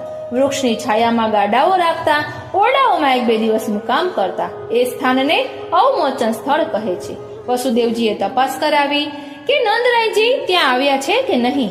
વસુદેવજીને ખબર પડી કે નંદરાયજી આવ્યા છે એટલે તેઓ નંદના ઉતારે આવ્યા. નંદરાયજીએ વસુદેવજીને જોયા, ઉઠીને ઊભા થયા. શરીરમાંથી જતા રહેલા પ્રાણ પાછા દાખલ થયા હોય એવું આનંદ નંદરાયજીને થયું. આગળ જોઈ ગયા કે નંદ વસુદેવ ભાઈ ભાઈ હતા. વસુદેવજીએ નંદરાયજીને કહ્યું કે હું તમને અભિનંદન આપું છું કે આ ઉંમરે તમારા ઘેર લાલનનું પ્રાકટ્ય થયું છે. અમે તો આશા મૂકી દીધી હતી. વસુદેવજીએ ગોકુળના ખુશી સમાચાર પૂછ્યા. તેમણે કહ્યું, મારો પુત્ર બલરામ તમને જ પિતા માને છે, એનું તમે ધ્યાન રાખજો. વસુદેવજીએ કહ્યું કે જેની સંપત્તિ સંબંધીઓના કામમાં આવે છે અને પરોપકારમાં વપરાય છે તે વ્યક્તિ અને તેની સંપત્તિને ધન્ય છે. નંદરાયજીએ કહ્યું, ભાઈ, દેવકીના 6 બાળકોને કંસે મારી નાખ્યા એમ સાંભળ્યું હતું. પાછળથી એક પુત્રી થઈ, તેને પણ દુષ્ટ પથ્થર ઉપર પછાડવા લઈ ગયો હતો. પ્રારબ્ધમાં જે સુખ દુઃખ નિર્માણ થતા હોય તે ભોગવે જ છૂટકો છે. સાચા સંતો અને જ્ઞાનીઓ શરીરના સુખ દુઃખની પરવા રાખતા નથી. તમે તેમાં ના છો. વસુદેવજીએ કહ્યું, દરબારમાં પૈસા ભરવાનું તમારું કામ થઈ ગયું હોય તો સત્વરે તમે પાછા વ્રજમાં પધારો, ત્યાં ઉપદ્રવ થવાનો સંભવ છે. વસુદેવજી કંસના સલાહકારોએ ઘડેલી યોજના જાણતા હતા, તેથી તેમણે નંદજીને ઈશારો કર્યો. નંદબાવાની ઈચ્છા થોડા દિવસ સુધી મથુરામાં રહેવાની હતી. લાલન માટે સુંદર વસ્ત્રો, આભૂષણ પસંદ કરી ખરીદવાની હતી. પણ જ્યાં વસુદેવજીએ સત્વરે વ્રજમાં જવાની સલાહ આપી ત્યાં તરત જ નંદબાવાએ ગાડાઓ જોડાવ્યા અને વ્રત તરફ પ્રયાણ કર્યું. હવે પછી વ્રત તરફ પ્રયાણ કર્યા પછી ત્યાં શું પ્રભુ લીલા કરે છે તેનું રસ દર્શન આપણે આવતા પાઠમાં કરીશું. એટલે નંદરાયજીને પણ આપણે વ્રજમાં પહોંચી જવા દઈએ અને આપણે પણ ત્યાં પહોંચી જઈએ અને આજના અલૌકિક સત્સંગનું આજે આખો દિવસ ચિંતન કરીએ. કારણ કે ભાગવતજીમાં બધા ઠેકાણે આવે છે કે જે શ્રવણ કર્યું હોય, જે વાંચ્યું હોય તેનું મનન ચિંતન કરવું. ગાય જે રીતે પોતે ખાધેલું ઘાસ કે પોતે ખાધેલું પાછું વાગોળે છે તેમ મનન ચિંતન કરવું જ જોઈએ. હમણાં જ થોડાક દિવસ પહેલા એક વૈષ્ણવ આવ્યા હતા, ત્યારે એ કહેતા હતા કે તેઓ દરરોજ સત્સંગ કરે, એટલે સાંજે જે સત્સંગ કર્યો હોય પછી સવારે કામ કરતા હોય ત્યારે બંને દેરાણી જેઠાણી એકબીજાને પૂછે કે કાલે આપણે શેનું ચિંતન કર્યું હતું, શું વાંચ્યું હતું. એટલે ભાગવતજી, શિક્ષાપત્ર, 84-252 વૈષ્ણવ અને બીજું કોઈ પણ એક નવું પુસ્તક, એવી રીતે તેઓ સત્સંગ કરે તો તેમાં બંને એકબીજાને પૂછે કે ગઈકાલે આપણે શેનું ચિંતન કર્યું હતું, શું વાંચ્યું હતું, શું શ્રવણ કર્યું હતું. એટલે આપણે જે પણ વાંચ્યું હોય કે સાંભળ્યું હોય તો કાર્ય કરતા કરતા ચિત્ત પ્રભુમાં પરોવીને તેનું ચિંતન કરવું. આજનો આ સત્સંગ શ્રીનાથજી, શ્રી યમુનાજી, શ્રી મહાપ્રભુજીના ચરણારવિંદમાં સમર્પિત કરું છું. જય શ્રી કૃષ્ણ.